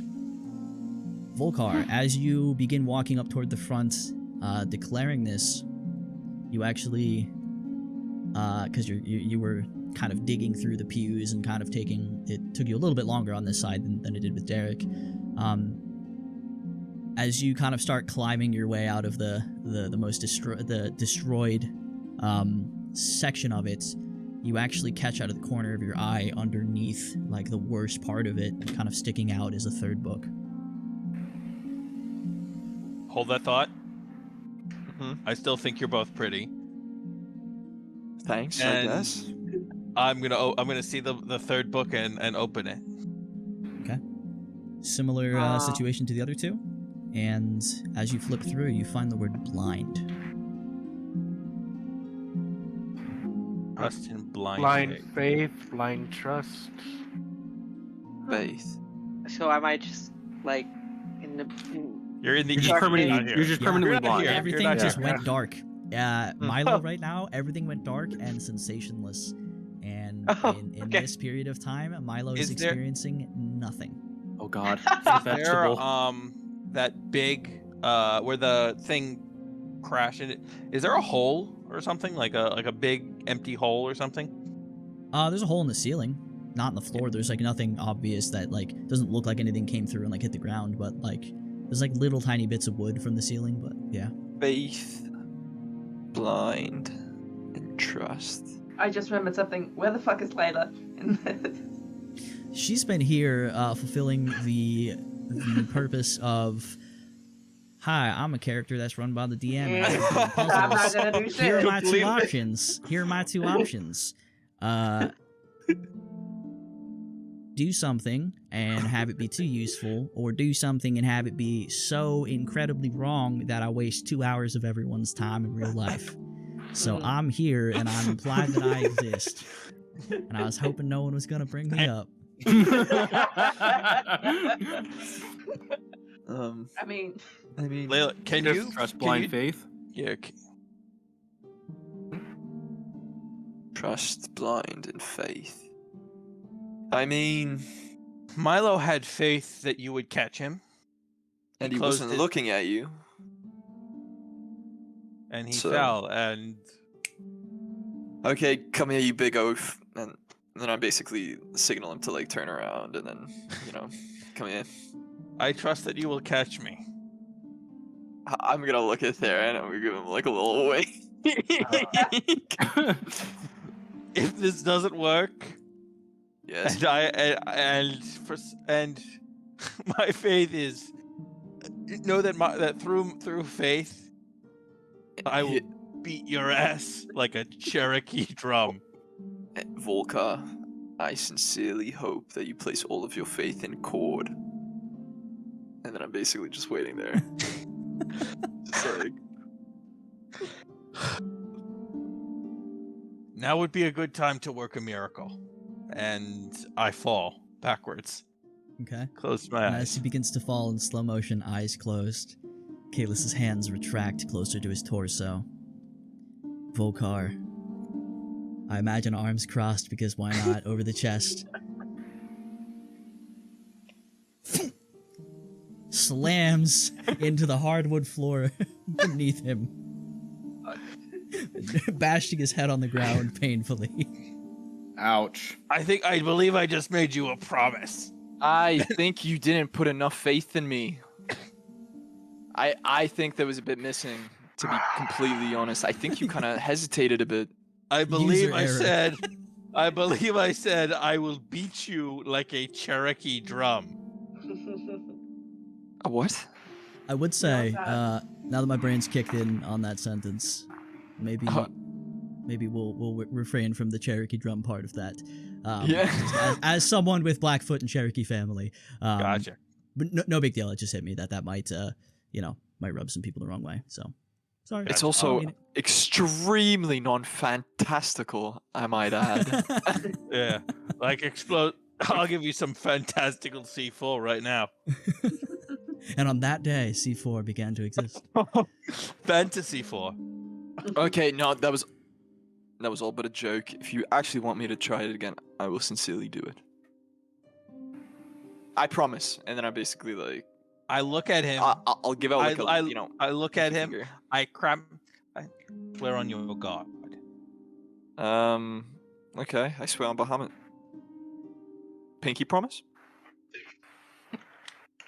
I look in his eyes. I want to know if he's Sacred. bullshitting me. Okay, I'm gonna roll an insight check to see if he's shitting Sure, with me. why this not? time. Yeah, why not? Let's have at it. That is a fuck me.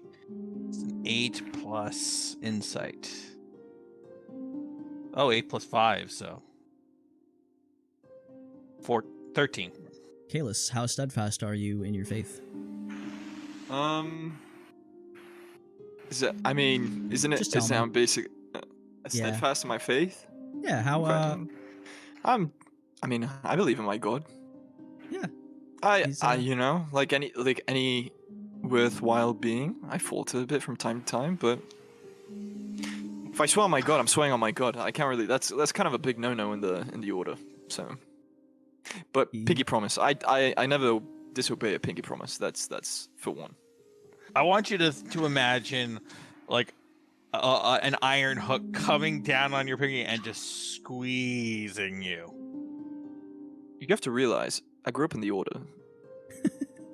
And he's wearing his own gauntlets. Yeah, so this isn't exactly. Yeah. This is a regular Tuesday for. All right.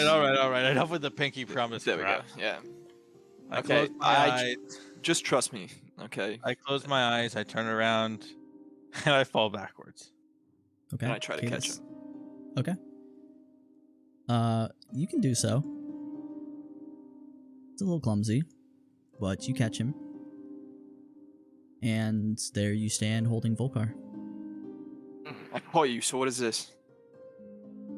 Just let it happen. I reach up and I caress. I'm gonna try to open that door. We'll walk by. I and pushed it, nothing see what happened. happens. Okay, I There's let go. no- I let go. There's I no let him knob, fall. there's no handle, there's Oh, no obvious mechanism of moving the door. It's just like the figure of a door, essentially. So Milo turned into smoke because he put blind trust in Theron. Maybe the trust just has to be blind? You kind of knew Yeah. he wasn't going to. He was not he was catch looking you. at that. He was looking at that door when he disappeared. Yeah. That is true. Wait. So, I'm gonna close Hang on. my eyes Damn it.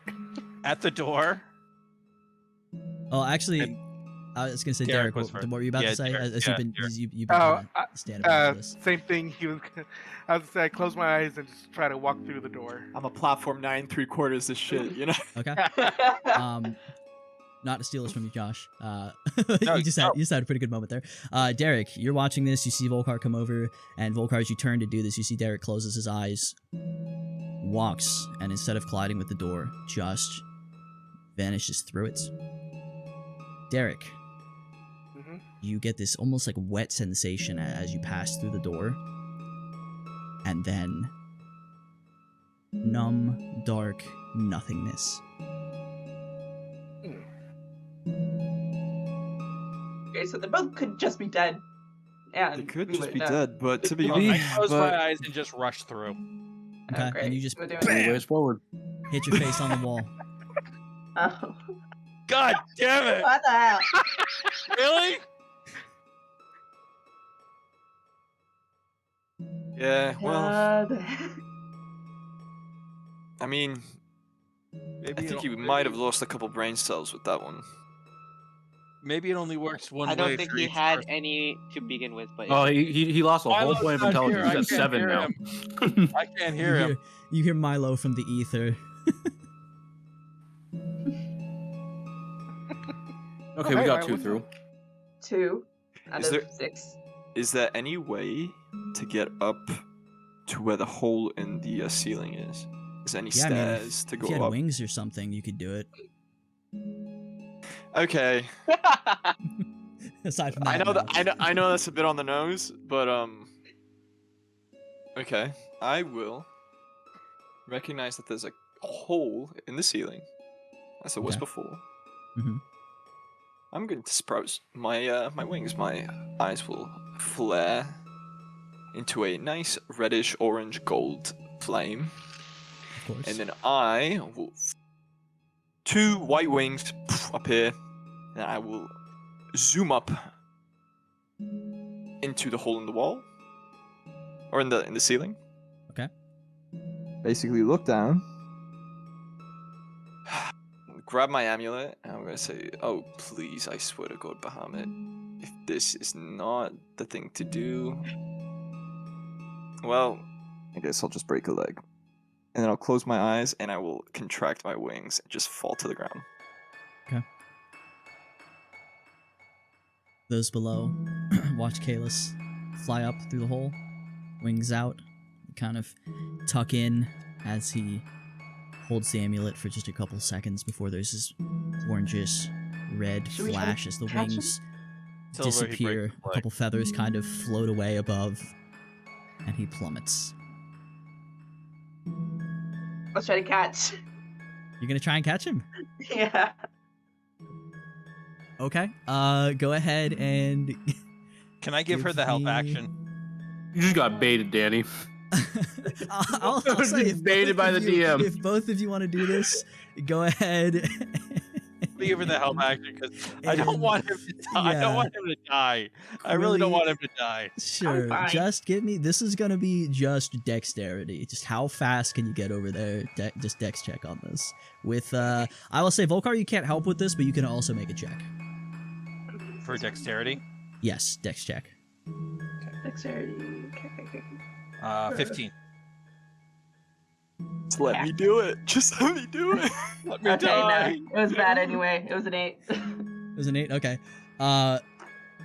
Quilly, as you start running, your foot actually kind of hits a small, like, slick, wet patch on the ground, and you, like, don't get the takeoff that you wanted to. Volcar just comes barreling over, diving, and as your arms wrap around Kalis, you find that you just slam into the floor, empty-handed. Kalis, This is becoming You- a pattern. your wings tuck in, you fall. You see a slight glow above you just through the darkness of your lids. And this nice, slow, almost gentle falling sensation for a few seconds before nothing. Leaving. 3 of you in a church. 2 of you on the ground. Volcar having a bad run at this. I know somewhere. We have half somewhere the out there. we have the left My side of the father's- party. My father is looking at me and saying, "Oh God, what a schmuck I've raised." Oh boy. Oh no. What other acts of trust are there? Blind trust. I mean, the only thing I can trust is Lila, but the only thing I do. I'm gonna do something. This is not. I'm gonna. I get down on a knee. I take a knee. I take my hammer, put it up in front of me, close my eyes, and I just pray. Okay. For a sign, for anything, just a complete act of faith. Like giving themselves completely to the universe. Okay. As you kneel down and begin to pray, hoping that maybe something will come of this, you are currently in a state of praying, and I'll come back to that if and when necessary. So as Volcar does this, what are our 2 remaining contestants to do? I don't know. What else is here in the room? Any other stairs or anything like that go up or down into another level or anything like that? It's just 4 walls and a roof. 4 walls, a roof. There's a floor. There's a stage. You got 1 door. There's some instruments, some kind of like beat up old instruments on the stage around you. And aside from that, nothing that you can see. The piano. No, it's more like handheld stuff. There's kind of a small harp that's definitely missing a few strings and has a little puncture hole in the side of it. An old lyre that's on the ground. A couple other small almost like ocarina and like little flutes and whatnot. And yeah, handful of I'm gonna things try to like play that. the flute. You're gonna try and play the flute? Yeah. See Okay. if it's like a Legend of Zelda thing. You gotta just play the ocarina. Sure. Go ahead and I guess this will just be a performance check on this one. Oh, great. Still a -1. My charisma Yeah. shit. I know. Who knows? Oh, that landed on my computer. Not any better. That's a 5. So this flute is in worse condition than you thought when you picked it up. Only revealed to you when you begin trying to flute it. It Fluted. has a real unpleasant sort of sharpness and hollowness to the notes, where you're not even really sure if anything you're touching or doing is having much of an effect on the airflow. Damn. I'm stumped.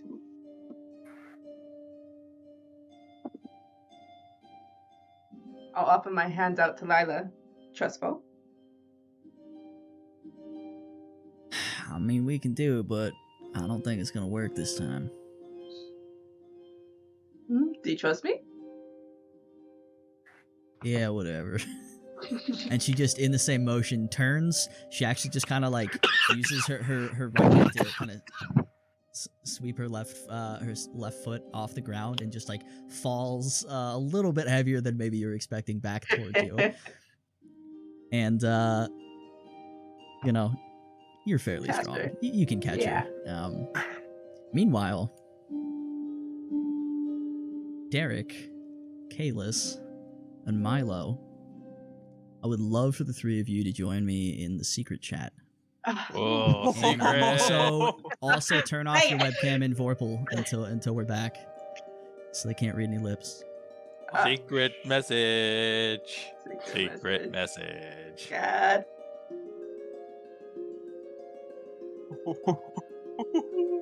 Okay. Well, How do I deal with instruments? sorry. What was that? Secret chat. Can you hear me? Yep. Okay. Um, No, I had an idea for the instruments. Oh, fair. We can get to that. So at this moment, the three of you find yourselves back in the kind of dark void-like space with the hooded figure in front of you, still seated in the chair. And as you not so much land, but kind of just like realize that you're there, you feel great. Like, essentially as if you have perhaps just finished resting for a long period of time. And as you look at this figure, there's a little bit of a smile. Holds the hand up. A new scroll appears.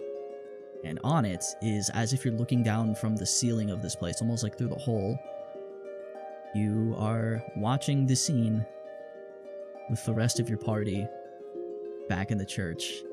And then the second scroll with the text appears next to that and says, "This is too amusing to experience by myself. Come now, let us share a laugh." And again, none of you can speak or make any noise in this space. Everything is dead silence.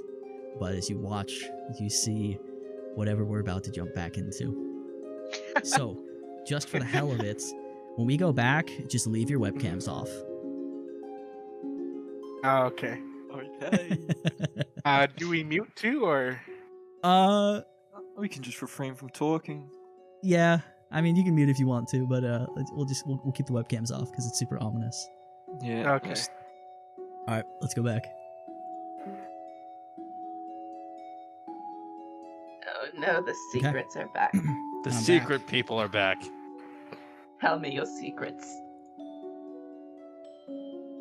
What are you doing? Ah, damn.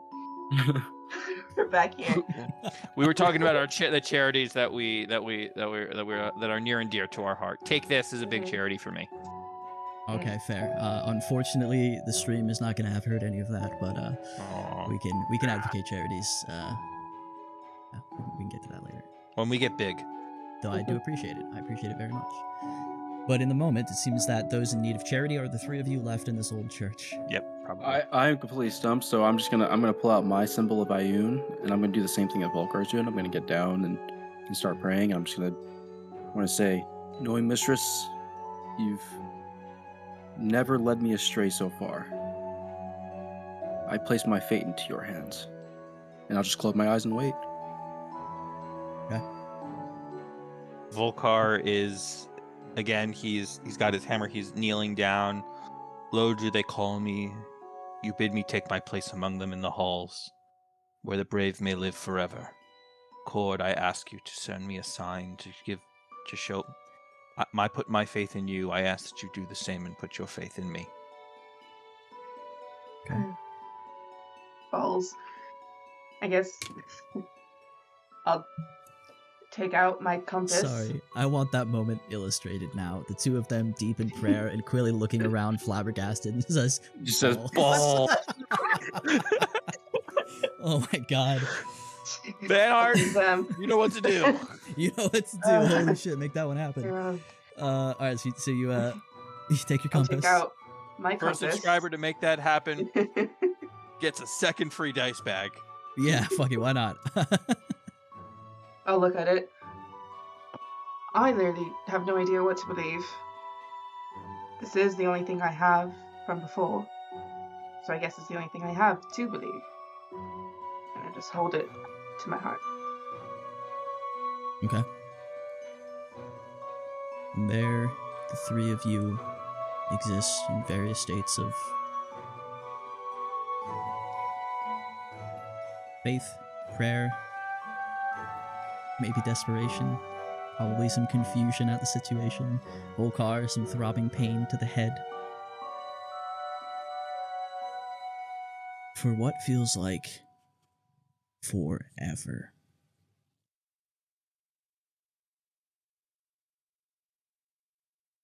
Hard to place how long you've been there. Time kind of blurs. The three of you find yourselves in this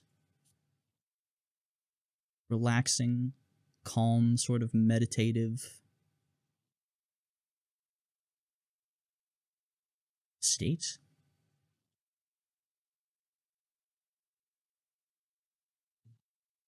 Who's the first to open their eyes? I will. Okay. Willie, you open your eyes and you see about 30 feet in front of you a cloaked figure in a wooden chair. You see to the left side of you Derek, Kalis, and Milo. You see about 10 feet to the other side of you Theron and Volkar, both still in their prayer and meditative positions, eyes closed. What the shit? And again, no sound here. Can't speak. And left side, we can get those webcams back on. Hello. Derek just waves to Willie. And Quilly, the scroll appears in front of you and just writes out, I wonder how long they'll go. Now, for Derek, Kalis, and Milo,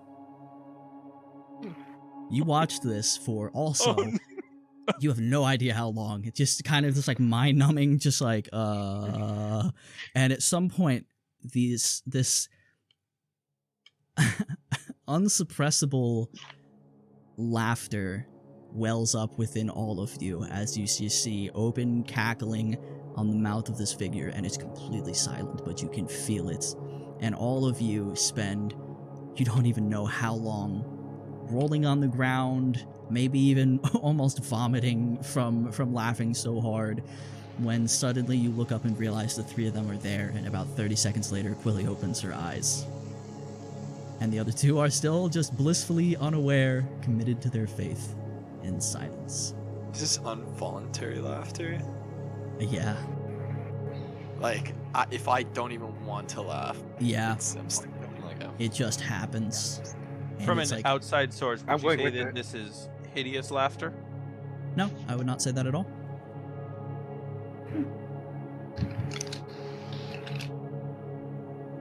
Not his mouth.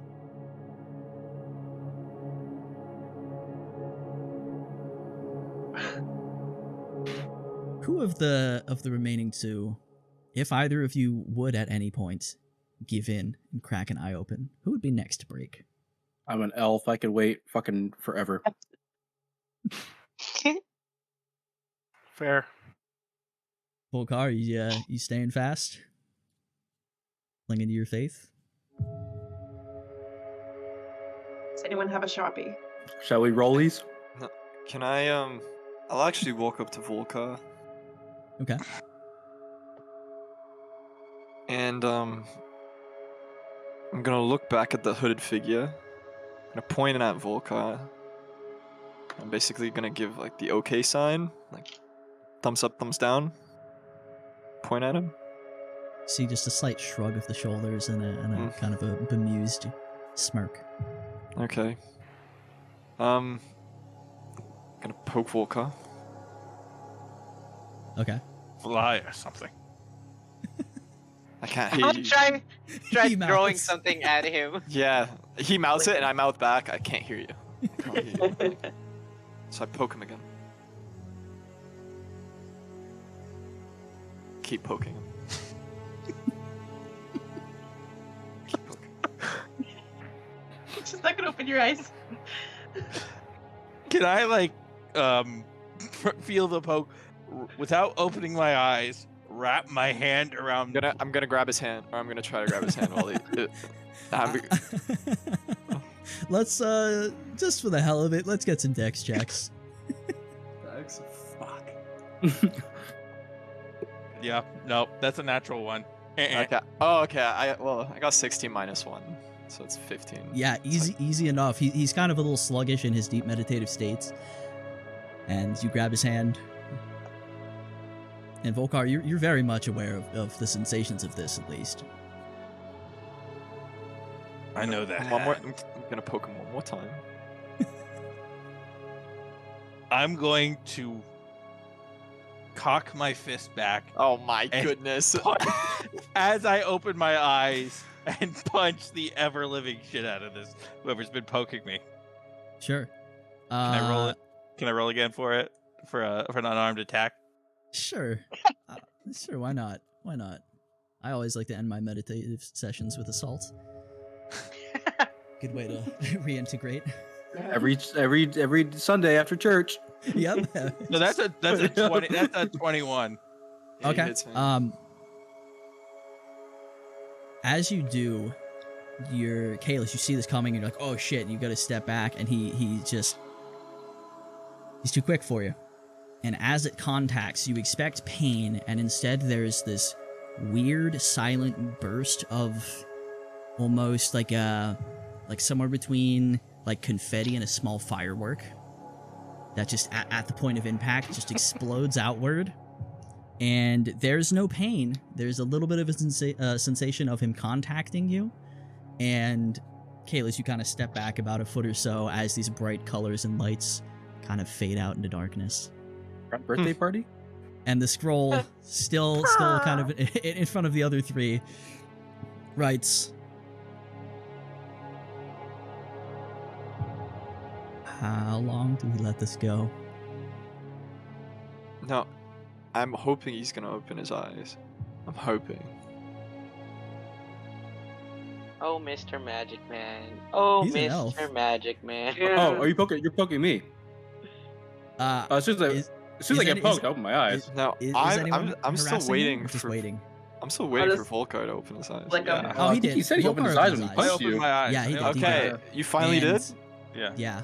And as Okay. you look around, you see where you are and everyone else, and Varen is still there, silently watching. After he opens his eyes. Oh, I Mr. just Magic give him a little Man. pinky. Just a little pinky promise, Just- pinky. I Just a little hit pinky. you. I know I hit you. He mouths silently. I feel shit. Pinky promise.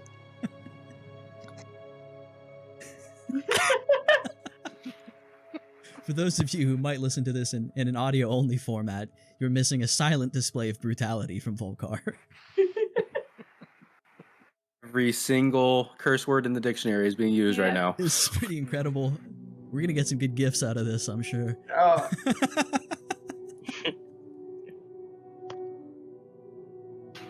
Give it to me. Just give me the pinky promise.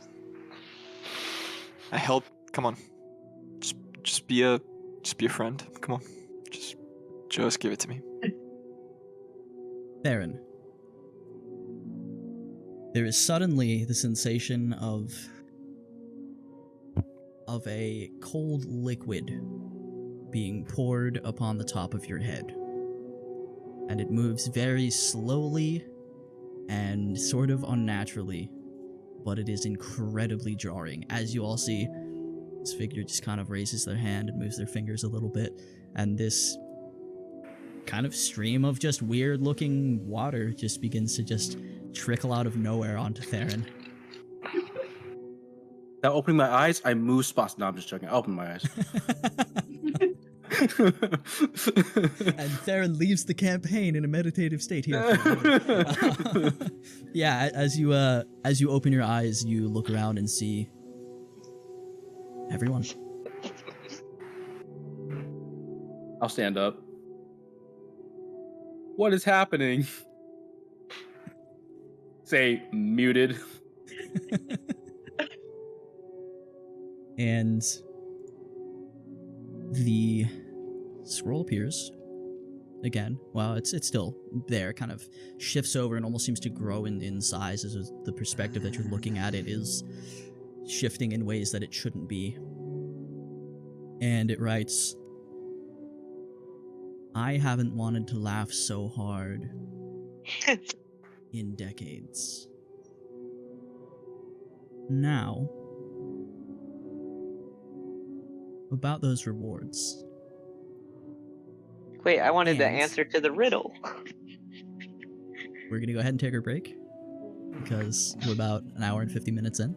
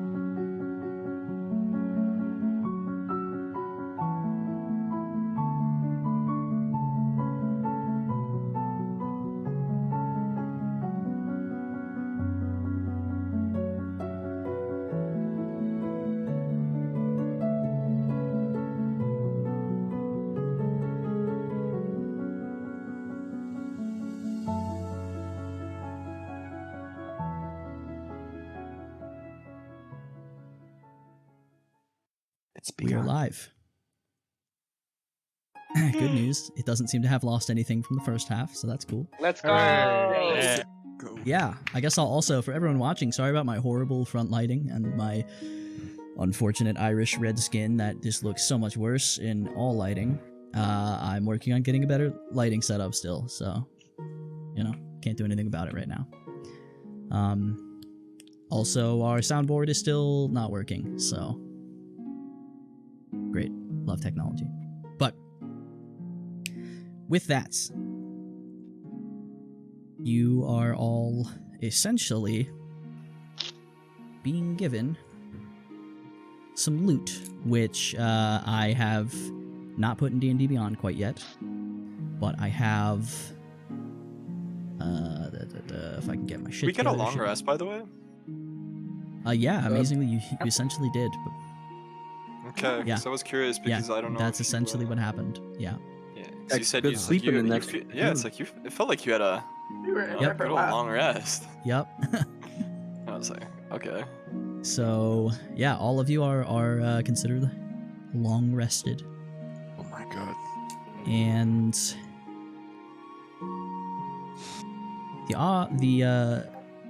the options I'm gonna put in the loot chat I made earlier. They're just they're big text blocks, images right now. So let me send them all, and then I'll talk about them. Just because the viewers aren't gonna see what any of this stuff does. So, first is a pouch of 8 beads of force. Those are just an existing item in D&D. I'm not going to exactly describe what they do. It's in there, but there you go. Second is a crossbow, a magic crossbow that magically creates its own net every day, 1 net a day, and you can shoot nets out of a crossbow. Cool. The third one is a set of friendship amulets, which whoever takes those, I will let decide what they look like, because why not? They do a few things, and I'll actually read this because this is one of my favorite items I've made. First of all, to attune, you have to spend 1 hour engaged in deep conversation, revealing your truest self to one another, as friends would. And for the purposes of this, friend, capital F, refers to the wearer, the creature wearing and attuned to the other amulet. Gives you the following benefits. First, you always know the location of your friend as long as they're within 1,000 feet of you and on the same plane. Second, once per day, you get to use something called the Truest Medicine, and when you imbue a healing effect upon your friend, it will automatically heal for the maximum possible value. And, also once per day, Friendly Retribution.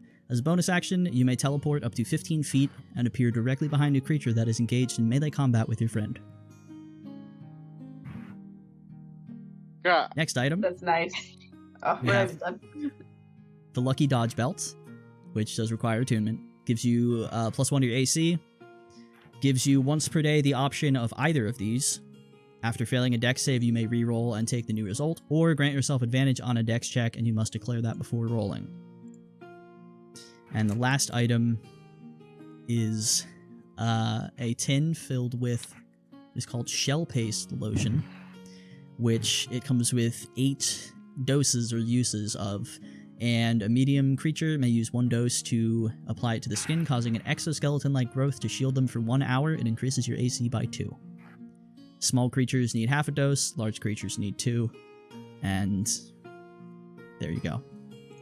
So it's essentially 6 items with the 2 friendship amulets, and take as much time as you want to deliberate. If it gets ridiculous, I'll just cut it out of the video because We can cool. only choose one. The group is being handed all of these. So do ooh. what you want I want the friendship amulet. with them. Really? I thought you might want the belt because you're a Yeah. fucking I was gonna weakling. say, Yeah. Nope. with the truest Nope. medicine, a healing effect you imbue. So, do you have any healing spells? And that does refer to Me? potions as well, by the way. Okay. Yes. Okay, that. But Kalis, I just want Gokar, the and amulet. Derek have healing spells. I have a healing spell too. Oh fuck! If Milo doesn't want the belt, I'll take it. Okay, we know who gets the belt. Does anybody else want to lay claim to the belt? I was Let thinking me about read taking it the belt. again. I have 11 AC. I'm an 18 AC because I have my shield, so I'm very good right now on AC wise. I feel like that should go to whoever has the lowest AC. Yeah. Mine's 13. Don't you have an 11 AC, Milo? Mikey? Yeah, but no, I have 13 actually. I guess. think You know what? Theron would actually make the best use of the crossbow.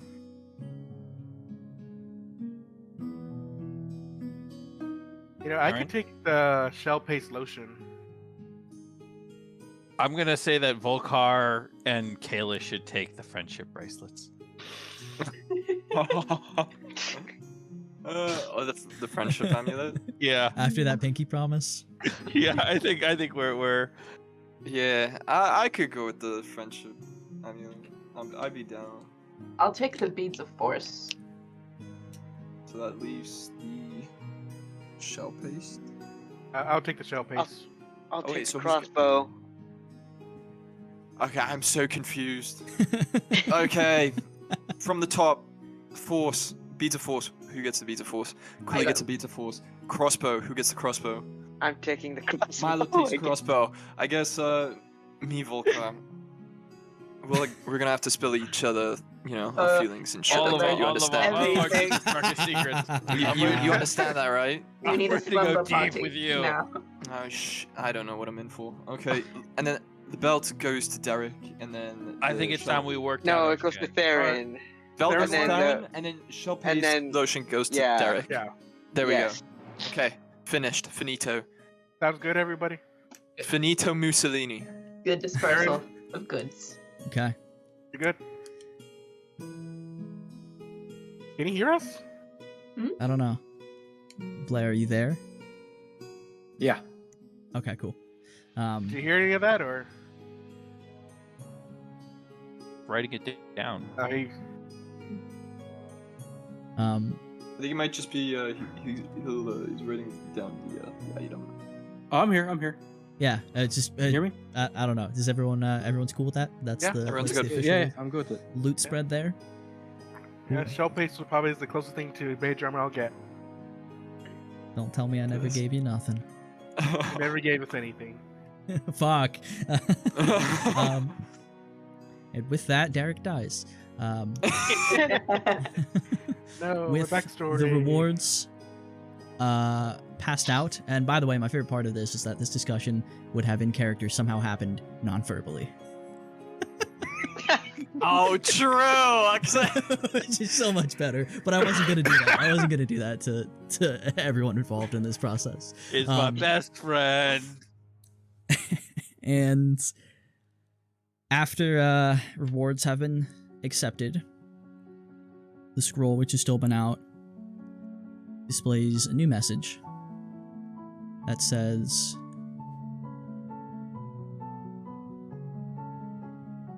I had fun. I hope you had fun.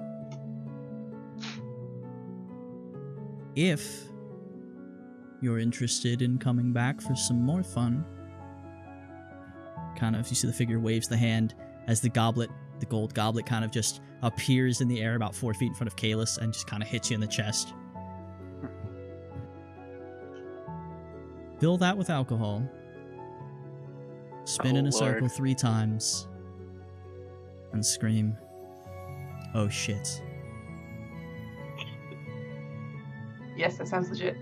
Yours Holy. truly, capital A. Hey. I'm gonna give him like the one finger, like wait. Mhm. I'm gonna take out my leather prayer book. I'm gonna find page near the end. It's not yet written on. I'm gonna rip out a page. I'm gonna write on it. Where was the final person? Question mark. Did Chester do anything to them? Question mark. I'll flip it to A. As you do, it actually kind of folds itself up into a little paper airplane form and flies over into its lap. Looks down at it. waves a hand, the scroll resets. Kalis, you get this slight kind of like fuzziness almost in your brain, just real briefly. It's like a second. You see the figure nods.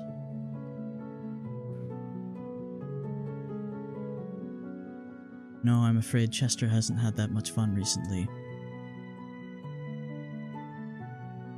The person you ask of no longer lives.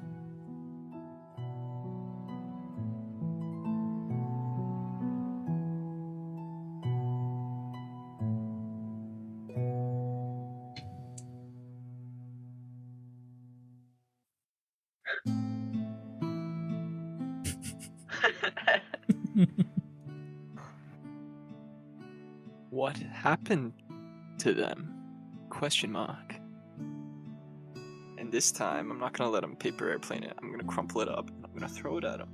Okay, and as you do, it unfurls into a paper airplane in the air and flies over.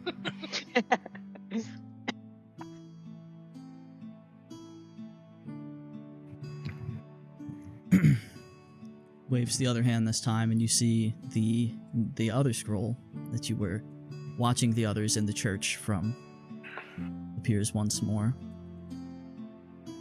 And you see, as if you're looking down from the ceiling of the large cavernous chamber that you were in before you were here, just flashes of some images. I guess it's almost like short clips lasting half a second, maybe a second, kind of quickly. Compilation video. Yeah, sort of. Of gnolls. More gnolls.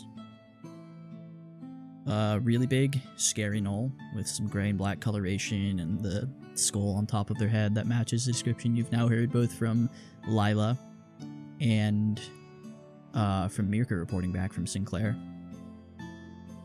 There is one that walks with this limp. Its left leg is like kind of like crushed inward almost at the hip, and the whole leg is turned to the side. Has this large scepter. And then there are various people tied up, unconscious, in all manner of unhealthy states. Kind of just in the room, it kind of cuts. There's 1, there's 5, there's 8, 10. And then it kind of pauses. You notice writing on the scroll that says, I can show you the rest, but I think you've already figured it out. It's quite upsetting.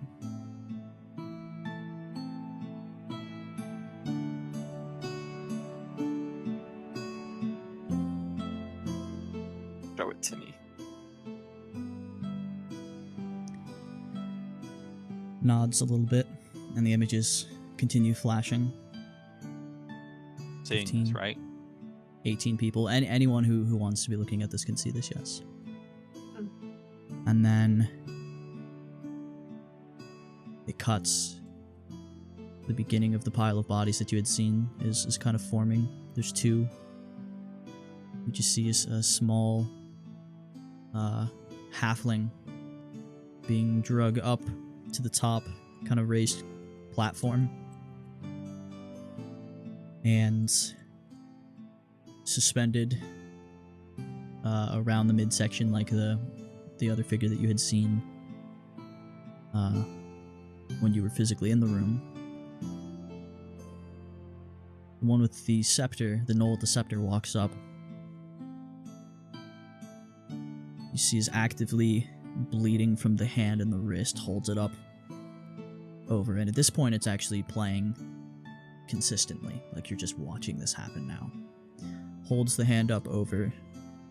Blood begins to drip down onto the face and into the open mouth of the halfling. And You don't hear anything, but you can see its mouth moving, almost as if it's speaking. Steps back, takes the scepter, slams it on the ground twice. The large knoll nearby, the gray and black one, takes a large spear and just impales straight, clean through the halfling. In and out, one quick motion. There's a kind of pulsing, almost smoky energy that starts to emit from the top of the scepter and actually from the ground underneath, as you see the blood has kind of pooled up and begins to almost sink into the rock itself.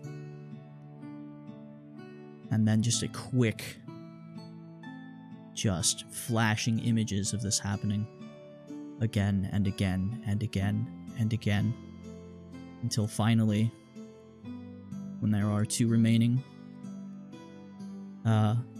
figures that are still tied up over by the entrance, you recognize the two that you found on the wall. You see the body that is suspended from the rope currently. Seems to be the last one that they have done this with. And as the gnoll with the scepter, you see kind of leads almost like a howling or something, where they're all kind of in unison, heads reared back and up, looking like they're cackling or whatever it is they do in unison, before it takes the scepter and slams it into the ground twice again. Everything stops. Reaches down, places the still bleeding hand into where on the ground the blood has been kind of gathering and dissipating into. There's this purple flash, almost like a small black hole. Like everything kind of just gets strange, and it's almost like all of the light around it gets pulled in to the center of this little portal that opens up. Just an instant. The one with the scepter, nowhere to be seen. Another image flashes. The gnolls leaving, following the large black and gray one. Get a flash of them back toward the mouth of the cave, exiting. And another image that just shows the sight of the other two who were left on the wall as you had found them.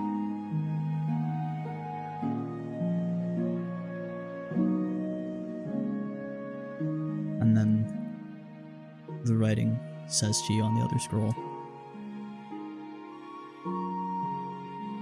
"Unfortunately, I find myself unable to leave this place. And while through the goblets, I have some means of interacting with it, I am ultimately separate from your prime material plane. And it is beyond my power to get myself from here. So I have seen, and I have sat powerlessly.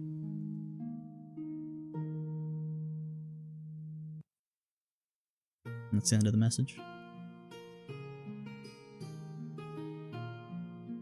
And he threw like the goblet at me, right? Yeah. Did he tell us his name? Is it A? A. Capital Yep. A.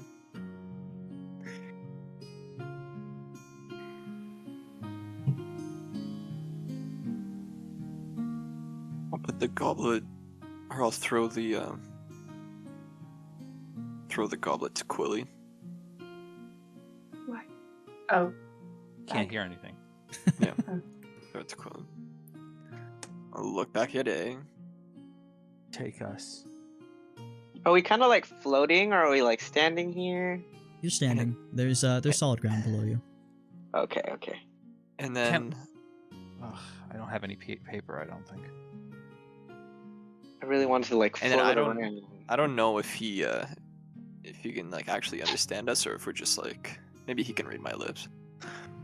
I'm just gonna say, how do we get out of here? As you mouth that, a little smile creeps over the face. You hear a voice kind of faintly. You're not sure if you hear it or if it's just kind of an understanding of the message. Well, of course, like this. Silent snap. Ask him. And suddenly, you are all back. About 60 feet before the entrance to the room you just watched all that happen in. Quilly, can Yes. Oh, let's What? Check the cell Check- phone. check check cell phone? Oh. see if America has called. I'm just gonna Oh. process. oh yeah. Do I have any new messages? No? Okay. I'll Can someone write. just explain to me why we just wasted our entire time? We should have gone north. I mean, we we got should some have cool stuff. I mean, we Now got we these know, items, so it wasn't a complete waste. And we got some more information about the gnolls. We know what we're up against now. Knew what we were up against already. Well, at least we tried to save people, even though we didn't. We tried, okay? It was worth the try. No, it wasn't. We did nothing. It We was played worth. games with a fairy. And we got items out of it that could help us. Yes. Derek, I like you. I like your spirit. But ultimately, personal gain grants us nothing. We now have to deal with an entrenched foe in the north. They now have a base of operations. They have a security around them.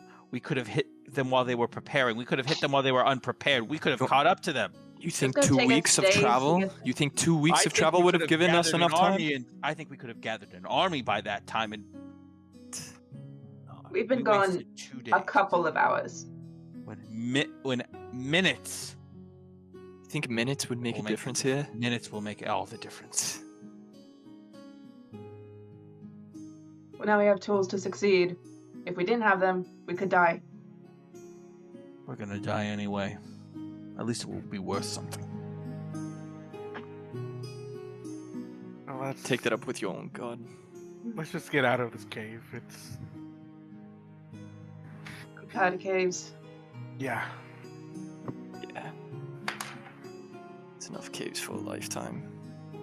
What's done is done. Let's just get out of here and head toward Sinclair. Yeah. Okay. We'll just check in with Merca to say, I don't know how long we've been gone. We kind of got trapped in a riddle plane, but we got some new weapons. We're heading to Sinclair now.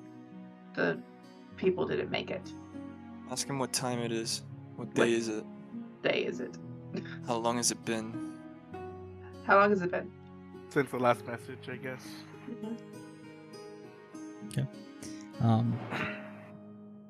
About 3 minutes pass before you get a response, and it puts, in quotes, riddle plane. If this requires further explanation, please provide it. It doesn't. It has been approximately 2 hours since your last message. Not awful. This is unfortunate news. Where are you headed now? To Sinclair? Yes. Yeah, we're heading to Sinclair. Click the send button.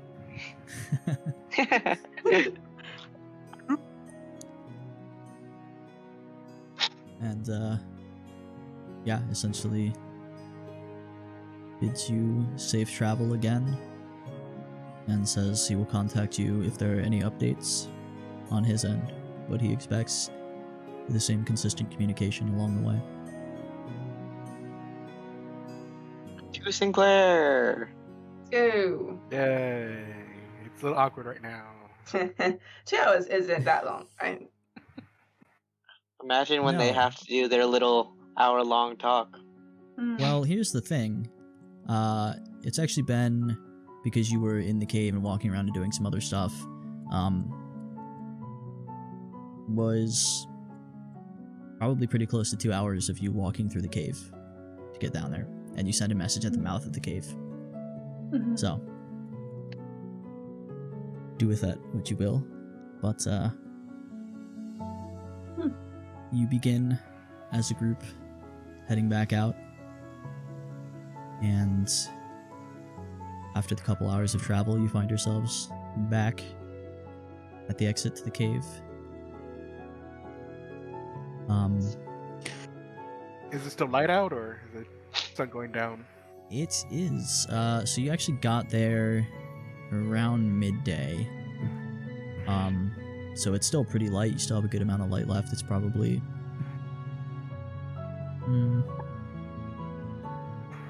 4:30ish. Onward. So you've got Keep a walking few around hours got of the light. Yeah. daylight. And so, essentially, we'll skip the travel montage.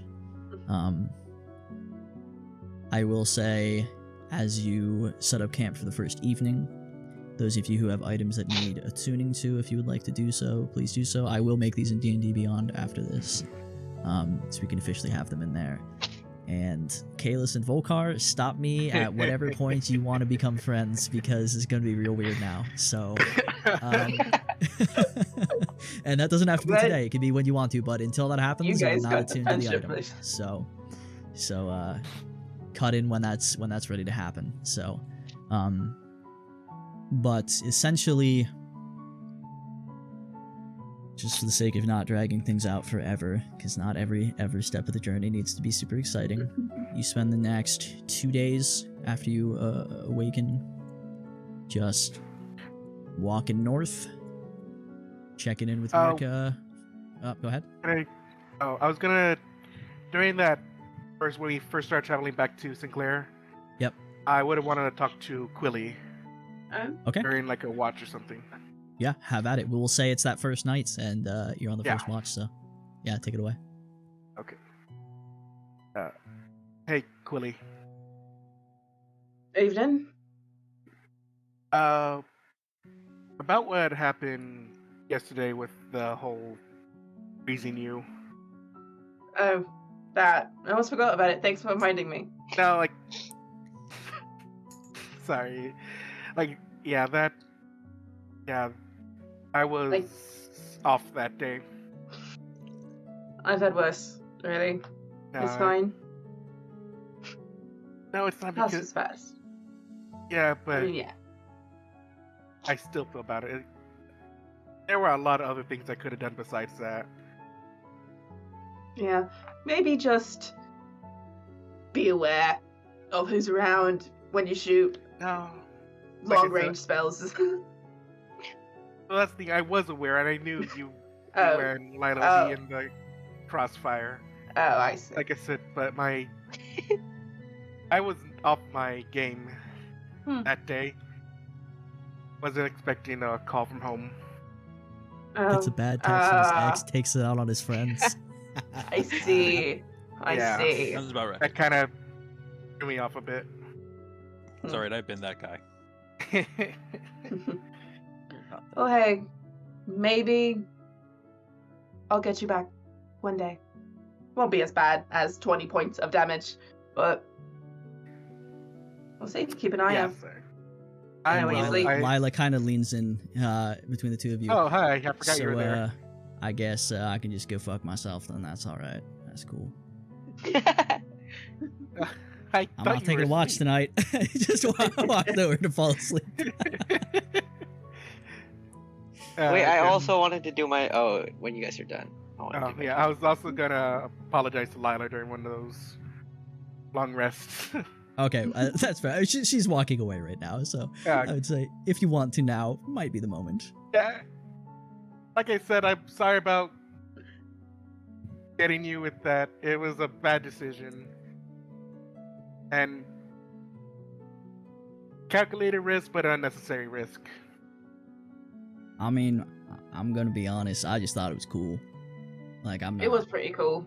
Yeah, I mean, and then Kalis and Volkar with the, it was crazy, and Milo, and he got that was the most fun I've had in a long time. I mean, you're That was fine. pretty fun I hear your apology. I appreciate it, and it don't mean shit to me because I was not offended. So, you know, as far as I'm concerned, if there's anyone in the group you're gonna hit with any crazy shit like that, might as well be me. So, I like calculated risk. A lot of fun. She winks at you. Heads off to bed. I feel like I'm cracking my knuckles behind Lila. Okay. And Okay. is that the end of the conversation? Is there more to be had? That was it. Okay. Wait, before she walks away, I Yeah. wanted to go up to her. Yeah. And No, just let her walk away. Oh, no. What you got? Cannot handle this. I'm gonna say, so how fast are you? And I have the whole crossway with the two-handed thing in hand. Whoa. It's like, That's a bad idea. and That's look at a her, great idea. bad Please and just continue. like wink my eyes at her, and I'm just holding it in my hand, shaking it, and still winking. I'm not winking, but like with the eyebrow So much thing. worse. So The eyebrow bad wiggle. idea. Yeah. For someone who's been on the receiving end, that's a bad idea. And She waiting for stops. a response from her. She looks at you. She just mouths calculated risk and just turns and just tries to bolt. Go ahead. And if you want to take a shot at her, go I'm ahead. doing it. And it'll essentially be the same role as well, are you proficient with crossbows? Is the Heavy question. crossbows. Heavy Oh, crossbow. it says, I don't This know is a about big that. crossbow. This is a big crossbow, yeah. It's a two-hander. Okay. No, but I want to do it anyways. Okay. Well, Just it's going to be dex. d20 plus your dexterity modifier against Okay. her armor class. I have a feeling I know what she's gonna try to do. And I rolled a 13. Or 10 plus 3, so 13. 13. Yep. As you shoot, she looks back, and you can see it's definitely not going to catch her. And she conveniently catches her foot on something and kind of stumbles a little bit back into it as it wraps around her and just tightens up, and she just hits the ground under the net. And she looks back at you and goes, well, shit, I've had weirder things. Oh, pretty cool. darn. And Actually, that was it. That was I all might I just take a wanted. nap under this.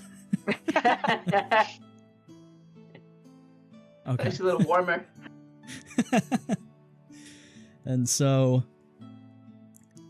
with that, 2 more days of travel. Any other conversations or things to be had during this period of time? Voice them now. Volkar has not spoken in the past 2 days. Wait, Go over to Coincidentally, Theron's more at peace than normal. Completely unrelated. Yeah.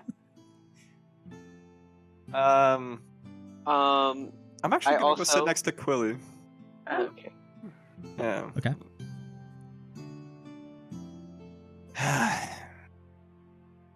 So, how have you been? I don't know. Just How have I making been? making small talk, you know. It's been a pretty interesting few days. That's true. It's been very gory, that's for sure. Yeah. Lots of Um, yelling. Slightly traumatic. Oh, very traumatic. Oh, for sure. Yeah. I have a question.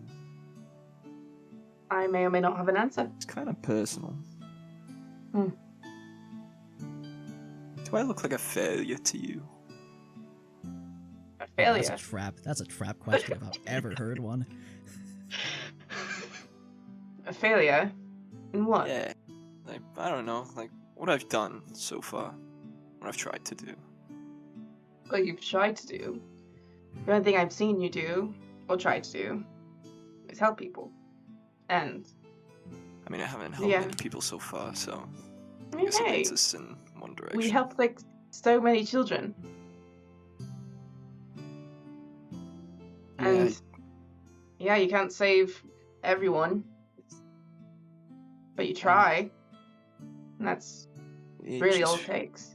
I know, it just feels like I'm not saving enough. No one can ever save enough. But the ones that you do, I guess. I don't think you'll fail.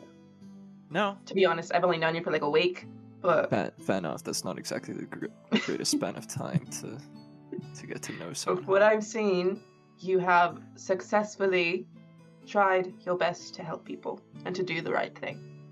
Well, at least one of us thinks so. I think more than one. Some may not But- just show it. I mean,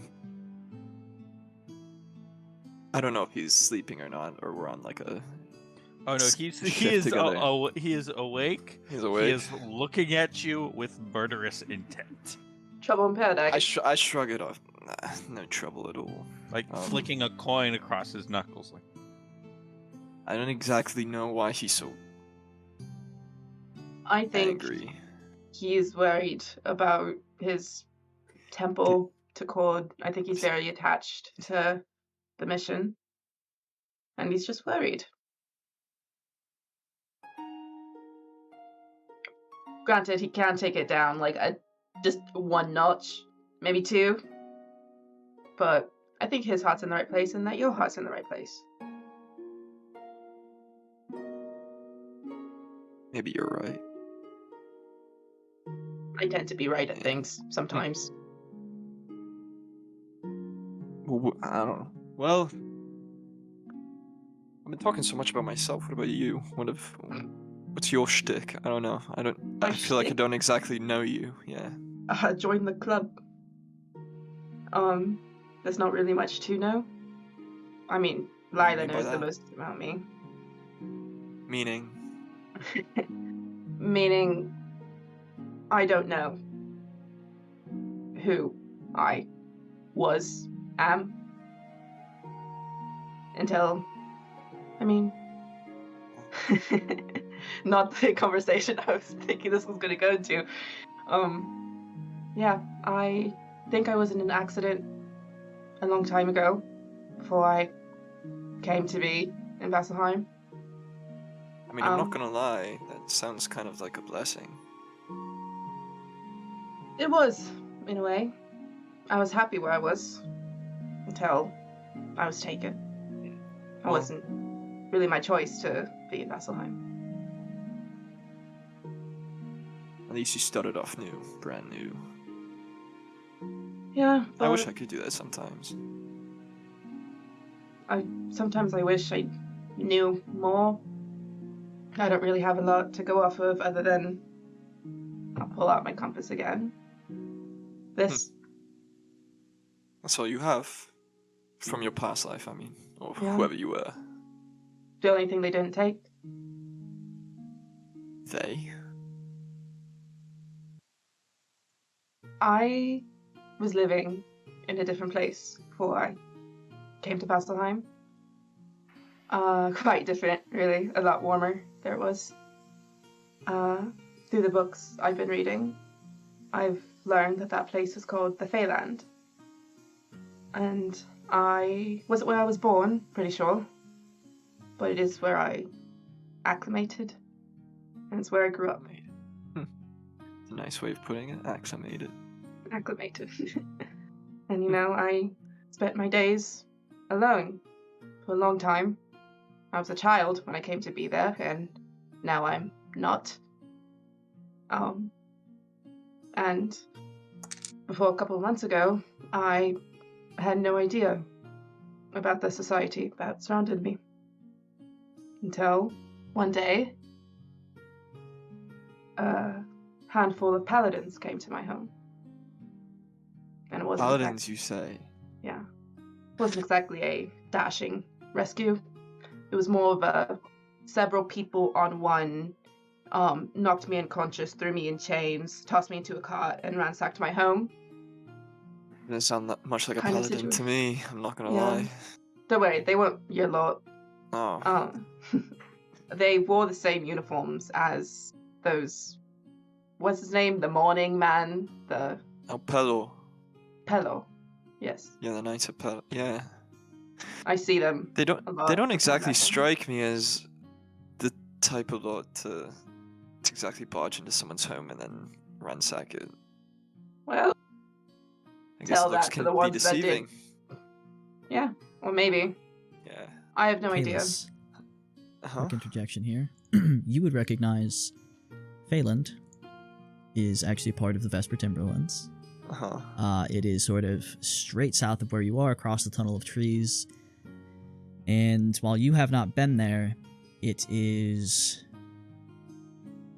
rumored to be a spot where the connection between the Prime Material Plane and the Feywild is maybe thinner, just easier to kind of cross between the two. And it has lots of Fey things about it. It's kind of a weird place. A lot of people don't like to go there because it can be unpleasant in the way that Fey beings, you know, kind of create in their environment. Yeah. So, Not exactly a hotspot for tourism, so. no, it's not. I mean, I'm surprised Vasselheim is such a hot spot, being so cold all the time. Oh, it's fucking freezing. Yeah. I thought it'd It's be a lot barely warmer. Yeah. I don't know why I thought it'd be a lot warmer. Depends on where you are. The birth heart's relatively nice. I mean, yeah. I mean, to be honest, it's really the only place I've ever known. I kind of like you, I was taken, but maybe I was taken a lot younger than you were.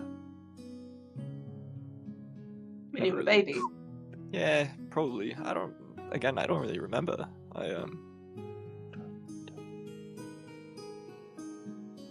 It was I mean, it's all I was told. There's a place called Drakenheim, further up north. I don't know if you've ever heard of it, but it's a town like any other. It's just. If I don't even know where I'm from, I doubt I've heard of it. I mean, But- maybe in a book or on a map or something. I True. don't know. I just gotta read more books. Yeah, but yeah. I was born in Drakenheim, taken as a child to Vasselheim, placed in the nest to grow up with all the other children. Not really given a childhood, but I take what I can get. I don't exactly know who my parents were, but I don't really care at this point. I have other parents, you know, other people who I look up to. You've never known anything about them. I don't really care to. It's just. I mean, I'd be curious to see his. And then I point to, like, my back. I'd be curious to see his, like, I don't know why. Yeah, see if you got it from mum or dad. Yeah, that'd be quite interesting. But I don't know. I don't know if it's quite for me to know, if that makes sense. It's not quite my life anymore. That makes sense. Yeah, I think so I'm still just, adjusting to a new life. well, we're happy to have you with us. You know, I haven't met many kind people since I've left. Lila was the first, and she's not even that nice. Yeah, I was about to say she's quite the contradiction to that statement. But she was the first person to show me any sort of kindness, so. And you all seem to be alright so far. Yeah. I mean, yeah. Well, anyways, I gotta get back to my Yeah, my thing. Your thing. Yeah. I'm gonna go over, sit down next to my sleeping bag or my my bedroll. I'm gonna pull out my leather-bound prayer book, flip to a page. I'm gonna start writing before I go to bed. Got it. As Volkar glares at you from the darkness. You see, like, in the dark, just a pair of glowing gray eyes. I am trying to shoot Kalis with my crossbow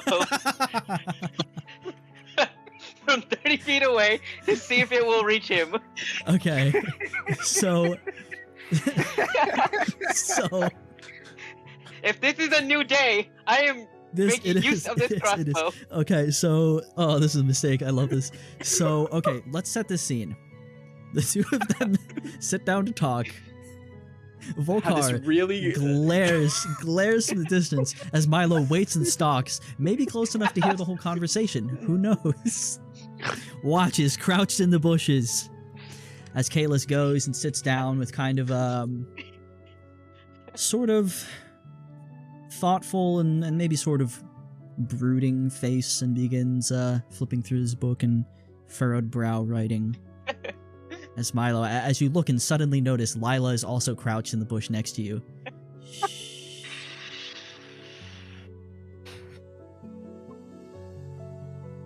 Just for the hell of this, Take the shot. take the shot. Okay, And yeah. it's By the way, my because- shield's on my bag, so it technically counts as a +2. oh, That's okay. fine. My back's That's turned. how that my back, works. Uh-huh. my back's turned. Yeah, but But here's it's the advantage thing. because he No, doesn't it's know okay, he's Here's the there. thing, okay, it's it's okay. advantage because you have Yeah. no idea he's here. Yeah, I have no idea. Sort of. So roll with advantage. Yeah. So Okay. yeah, take the higher. No, my shield's not on me. That's cheat. This is so good. Okay, let's see. Why, man? Why? The first roll was a 12, plus my 3 is a 15. Nope. Okay. And then the other one is... It's with advantage, so yeah. Yeah. Oh, 15 plus my 3 is 18. I don't know. You son But- of a bitch. Yep. But You son Yep. of a bitch. So, Kalis, you sit down. There's just enough time for you to kind of start getting comfortable. You take the book out. A net suddenly wraps around you from behind, kind of almost throwing you down onto the ground, and you're just all like caught up, like books half in your one hand, half open. let's go! Volkar starts laughing What his the head off. fuck is this?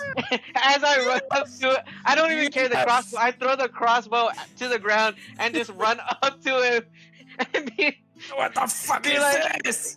gotcha! Derek jumped up to his bed with his hands glowing with Yes! What the Daddy fuck? Bo is like, what the fuck is going on? What is this? Oh, he's just fucking with me. Ah, Can I try That to was break it. out of this net? Yeah, I'm it's pretty not sure it's super. really it's not simple. super hard. Yeah, to do. I'm pretty sure it's a really simple net. Laughing. Yeah. Out of He is combat, you just- can take a few seconds and get out. Yeah. Yeah, he is So- laughing his head off right now. That's all I wanted from that. That was amazing. I love that so much. And for the first time in 2 days, he speaks. I really, really needed that. Thank you, Milo. I was gonna do it to you, but I feel like it would have been funnier on Kalis, so I went with the Kalis, and then I saw the whole Kalis Quilly thing. I was like, this is the perfect time. You made a smart decision. Sometimes. Everything's smart to me, so it is what it is. I'm gonna get you back, you small bastard. I'm going to get you back. Volkar, you're feeling I'm better. You're sure not such an you power will. mood I anymore. think I just needed a laugh. I needed Ah. something to get me out of my righteous and well-deserved rage towards Shiny. And then One of I'm gonna those turn two- around That's correct. to Lila and be like, you see that? You see as I'm pointing at him? And you see she's kind of holding the crossbow, just kind of like looking at it a little bit. She looks back at you, thumbs up, I'll be winks right at back. you. Yeah, perfect. And but yeah, I'm gonna take off my armor and go to bed. Okay. Because I totally have Well, forgotten. It's like, yeah, I've just been every single one of these nights full chainmail, just going to bed, which makes zero sense. Technically, no. It's assumed because you can't actually benefit from a long rest with it. It's assumed that unless you specify otherwise, armor is removed, or else you're just well, you'd be dead by now from exhaustion. Well, in that case, then Pretty much. the first one would have hit anyway. Yeah. So with that, you all find yourselves asleep. Volkar, in your slumber,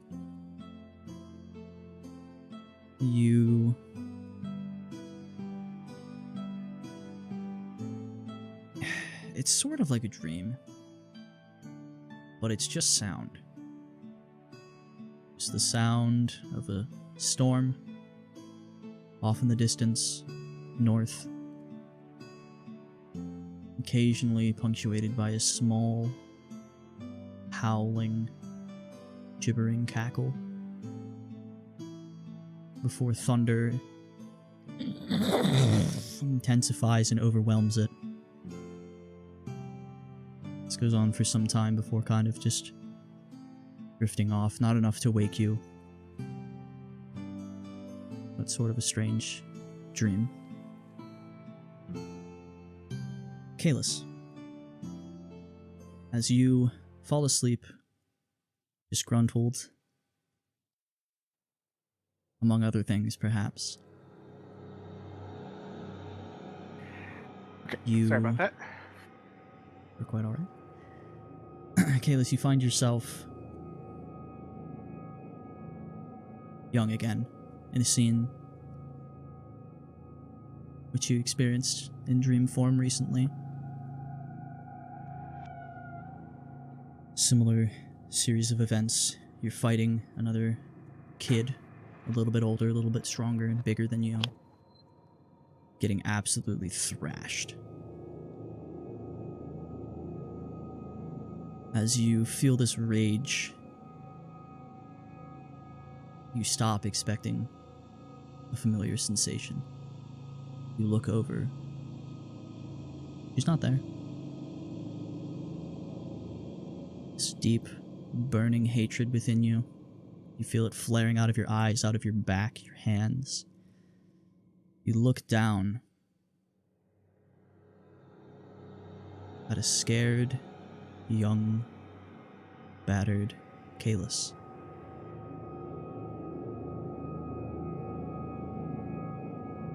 What do you do?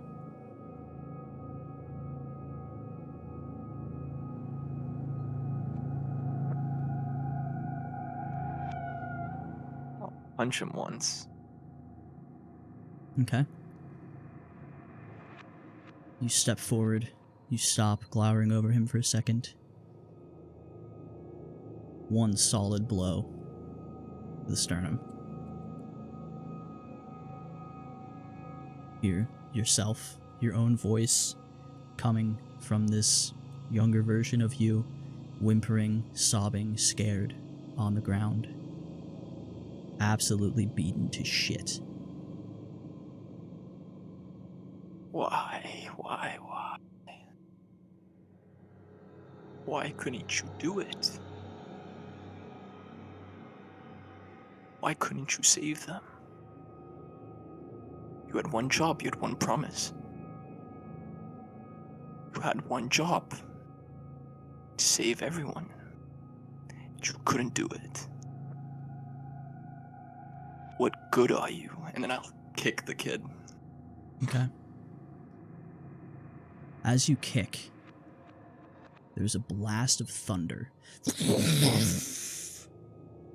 Volkar, you suddenly hear and feel this, and as if you are being torn from your own body and consciousness, you are suddenly almost projected, and as this happens, you feel a foot contacting you. You tumble backward, you hit the ground, and as you look up, you see Kalis.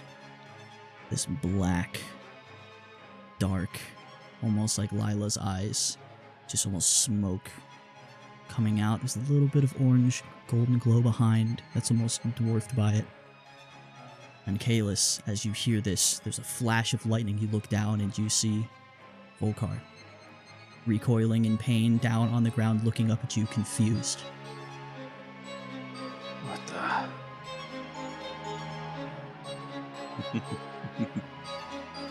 There you are. I knew it.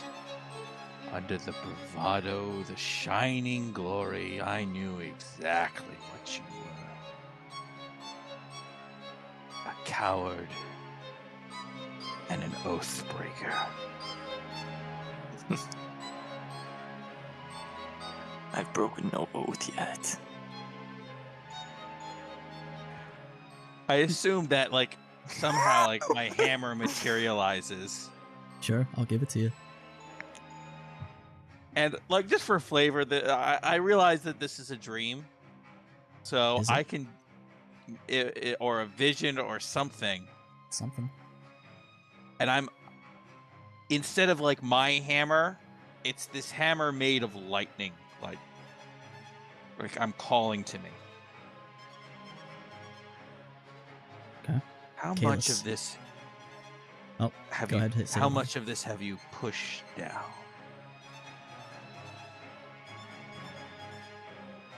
I've pushed nothing down. It's always been there. It's hiding. But I made a promise. And that promise I will not break. You are a failure. You let other sacred ground be desecrated to save people we knew were already dead. He says failure? I'm just curious. He has like this like lightning hammer, right? He does. In my hand, a burning greatsword, just like radiant and kind of like this dark swirling flame just emits out. I am no failure yet. Show me what you've learned. Go. And as the two of you rush forward,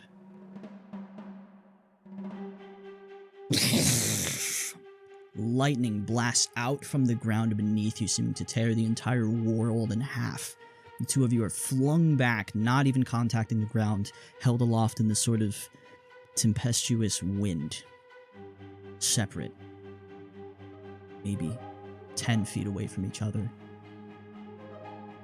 And as you are suspended there, just a mere moment, this figure appears between the two of you. On one half, near Kalis, is a male form, shirtless, hair similar to Volkar's but much, much longer and darker, long beard, tightly braided, hand extended, and pure lightning and storm chaos blasting forth from within. And on the other half of the same being, near Volkar, is this unbelievably brilliant, beautiful female form. This glowing, brownish skin with this sort of goldish touch to it. One silvery white feathered wing wraps around from the back and around her, the arm and half of the torso. And from the other side, this blackened, lightning-like, almost bat-like wing wraps around the other half. The face, two faces, seem to be looking not directly at either of you, but it feels like they're looking through you, as there's this piercing gray-blue lightning energy from one, and this glowing golden aura from the other.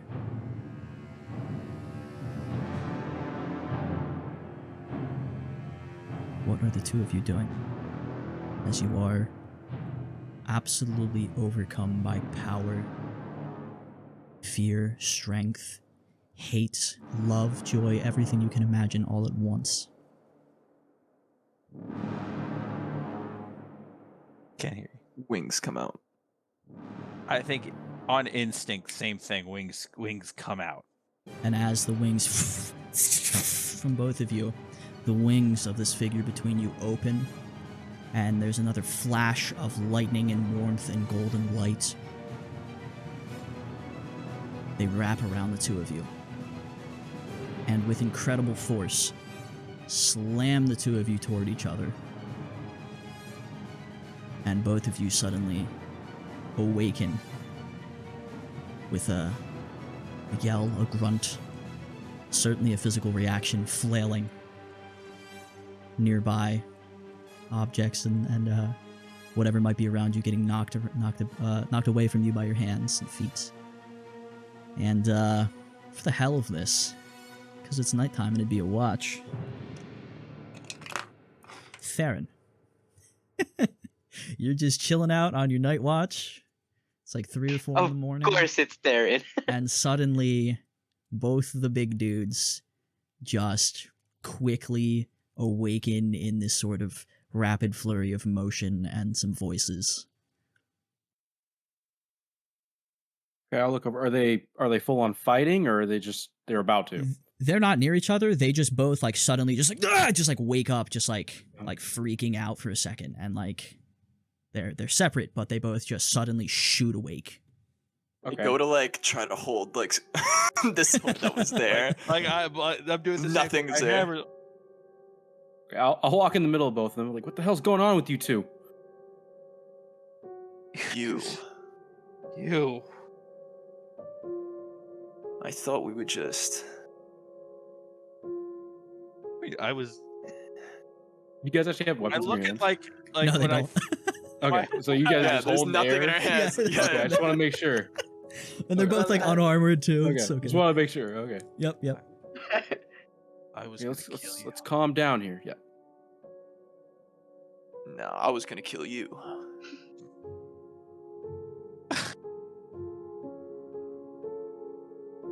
And nobody's killing anybody tonight. No, figure of speech. What happened?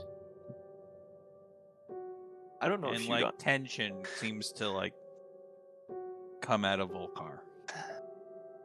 If that is not a sign that I might be wrong, I think you and I need to sit down and have a talk. I Oh, think we all- that. Yeah. That's for sure. about a lot of stuff. You both have been at each other's throats since this whole thing began, so probably be best to air it out, non-violently. When I don't know, you represent. You said I've never done the wings thing. Yes, I know that they're. When I first saw you, when we were fighting that thing, I knew that you were like me. But if I admitted that, then it was real. Then I wasn't a human being anymore. I'm still a human. In all the ways that matter. Having a pair of wings doesn't change that. No, but it means something different. I was not born to a human mother or a human father. I was born to a dragonborn and a tiefling.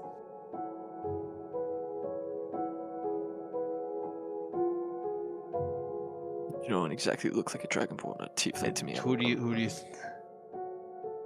Yeah, I don't know this one. I'm not sure how biology works like that. Yeah, neither do I. I'm not exactly. Even I can understand that that's not something that should happen. Both sides of the gene pool. Yeah. So, my mother died in childbirth, apparently bringing, and since that first night with Sweetie, I've been having dreams of a blue dragonborn child in the middle of the snow. And then I saw you with wings like myself, and I wonder, maybe I was that dragonborn child, and these wings came at a price of my scales and my tail and my honor, and that piece of me. You and your honor. As if you can't have honor with wings. It doesn't. That's his domain. One does not beget the other. You can have skin. wings, but I don't. Where I'm from, the sky equals terror. That's why we worship the Stormlord. He protects us from the sky. In the tundra, that's where death comes from.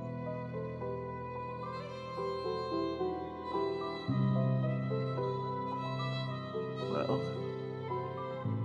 but I was wrong. I will say this once. I will never say it again. I was wrong. wow. Well, I'm not gonna push it. I'm not gonna have you swear by cord or something.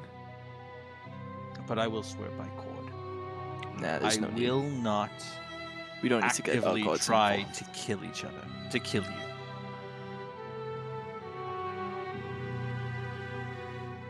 How about you swear to me? Don't swear to your god. Swear to me. We don't need our gods involved in this. It's not for them to decide. It's between us, no? Maybe. Oh. And maybe you can show me what it means to be an Azimer? Is that the right pronunciation? I don't know. I read it in a book. Fuck books. Yeah. I've just been told. I don't know. People have called me many names. Also, were you kicking a child? How would you know about that? What kind of dreams are you two? Are you sharing dreams? I was gonna say, meanwhile, Theron's standing here like, Porter, what would the you know that? Sure, why not? It's fine. You would know. I'm Yeah, gonna look sure. at the amulet that we got. The fuck this do to us? I don't know, but yeah, I did just beat the shit out of a child. Apparently, I don't know if it was voluntary or not. I couldn't tell. Okay. It just felt really real. You two have clearly worked out your shit in some way. I'm going back to my watch. Oh no, we're not done. Do you want to explain? Oh, but I am, and I'll walk away. Do you want to explain the Nah, vision no. from the god? Because I don't even know if that was cord, because I have no idea what the fuck that was. I don't know. I've seen it. I've seen that woman before. That angel. I don't know who she is. Volkar. Suddenly, inside your mind, you just have this understanding of the name Mirael. Mirael. How do I know that? Kalis, as you hear the name, it's almost like something quite literally within your heart just unlocks. Just this warmth just kind of pours out from within you. 1 second while I write that down. That's quite important. Yeah, give me 2 seconds. And I'll say, we'll take How a do you couple spell more that? minutes on this conversation. I will let you guess at that one. I'm If you guessing it's haven't seen it. Mirael. I'm saying that's Mirael. Maybe. I was Myerl. Or Ial. Yeah, I'm going off like this is like classical like Hebrew type stuff, but yeah. Yeah. Let's talk on this another time, maybe another night. I need to reflect on some other things. Yeah. It's good that we didn't kill each other though. That's a step forward. I hold out my hand.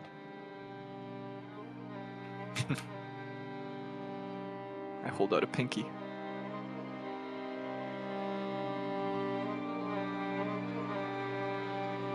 Can't believe. Did we just become friends? I mean, maybe we're halfway there. Maybe not quite. But it's progress. I won't kill you, and you won't kill me. I think that's pretty much friendship.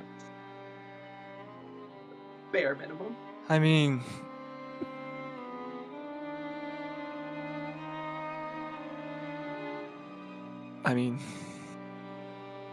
I'll take it.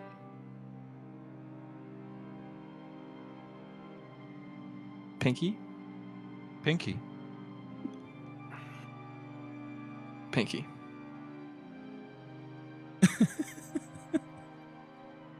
We take And this to with our graves. Take this to our graves. I'm And just like imagining the camera pans over. Derek, Quilly, and Milo are like eating popcorn or something. All of this. Theron actually just woke everyone Look, up.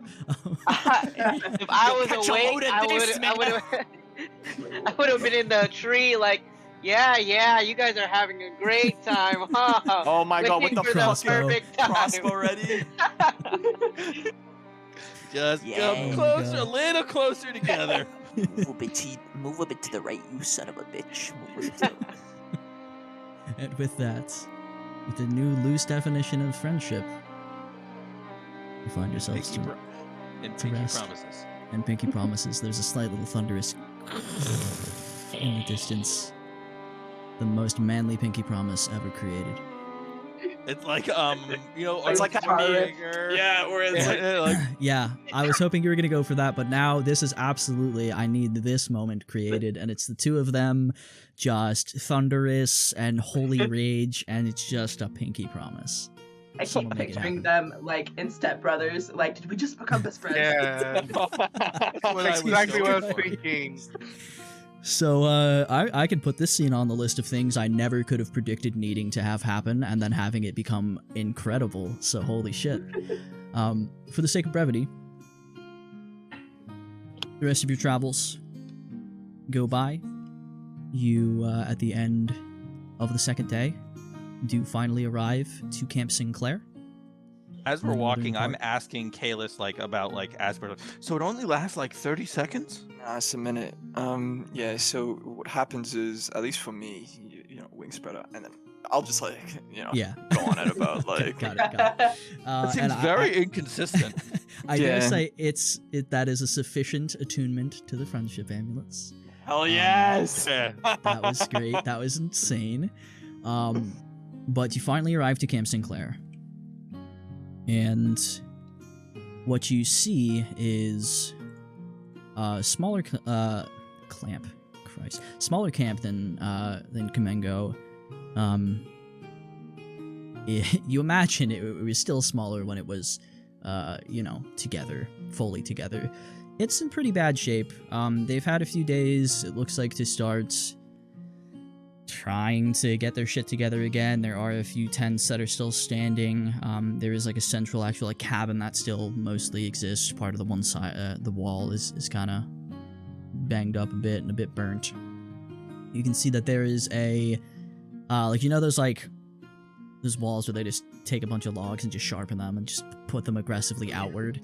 There is Bell or something. Dicks. yes, there is a bit of one of those going on, and you can tell it's they didn't put a lot of time into it. It was just sort of like we do need some kind of physical barrier here right now, just in case it helps. And as you're approaching, assuming Quilly has been updating Mirka, I'll give you that one. You see a half-orc man, recognized as what you can imagine to be Tegan by what you saw in the locket from Marith. And he kind of comes stepping out to what you suspect is now the front gate, and looks, says a couple words. Gate opens up and he steps out. Stops for a moment, looks at all of you up and down. All right, well, I guess you're the group I've been waiting for. Push Milo forward. the hell- That sword that we gave you, I think that I you should give that assume to you're him. Tegan. Yeah, I'm Tegan. And you see, as you say that, his eyes kind of track over to Milo, and he notices the blade. And his expression kind of drops for a second.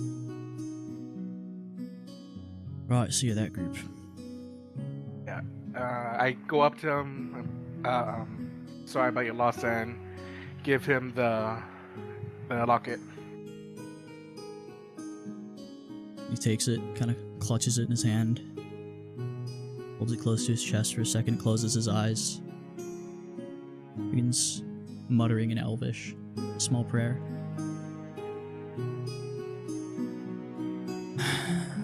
Well,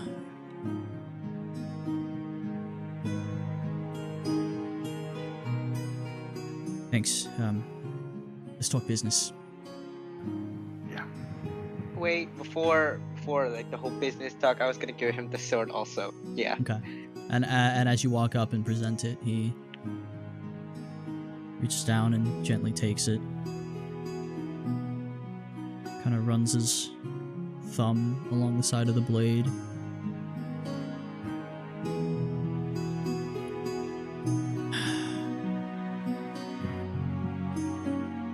Well, kind of wipes a tear away.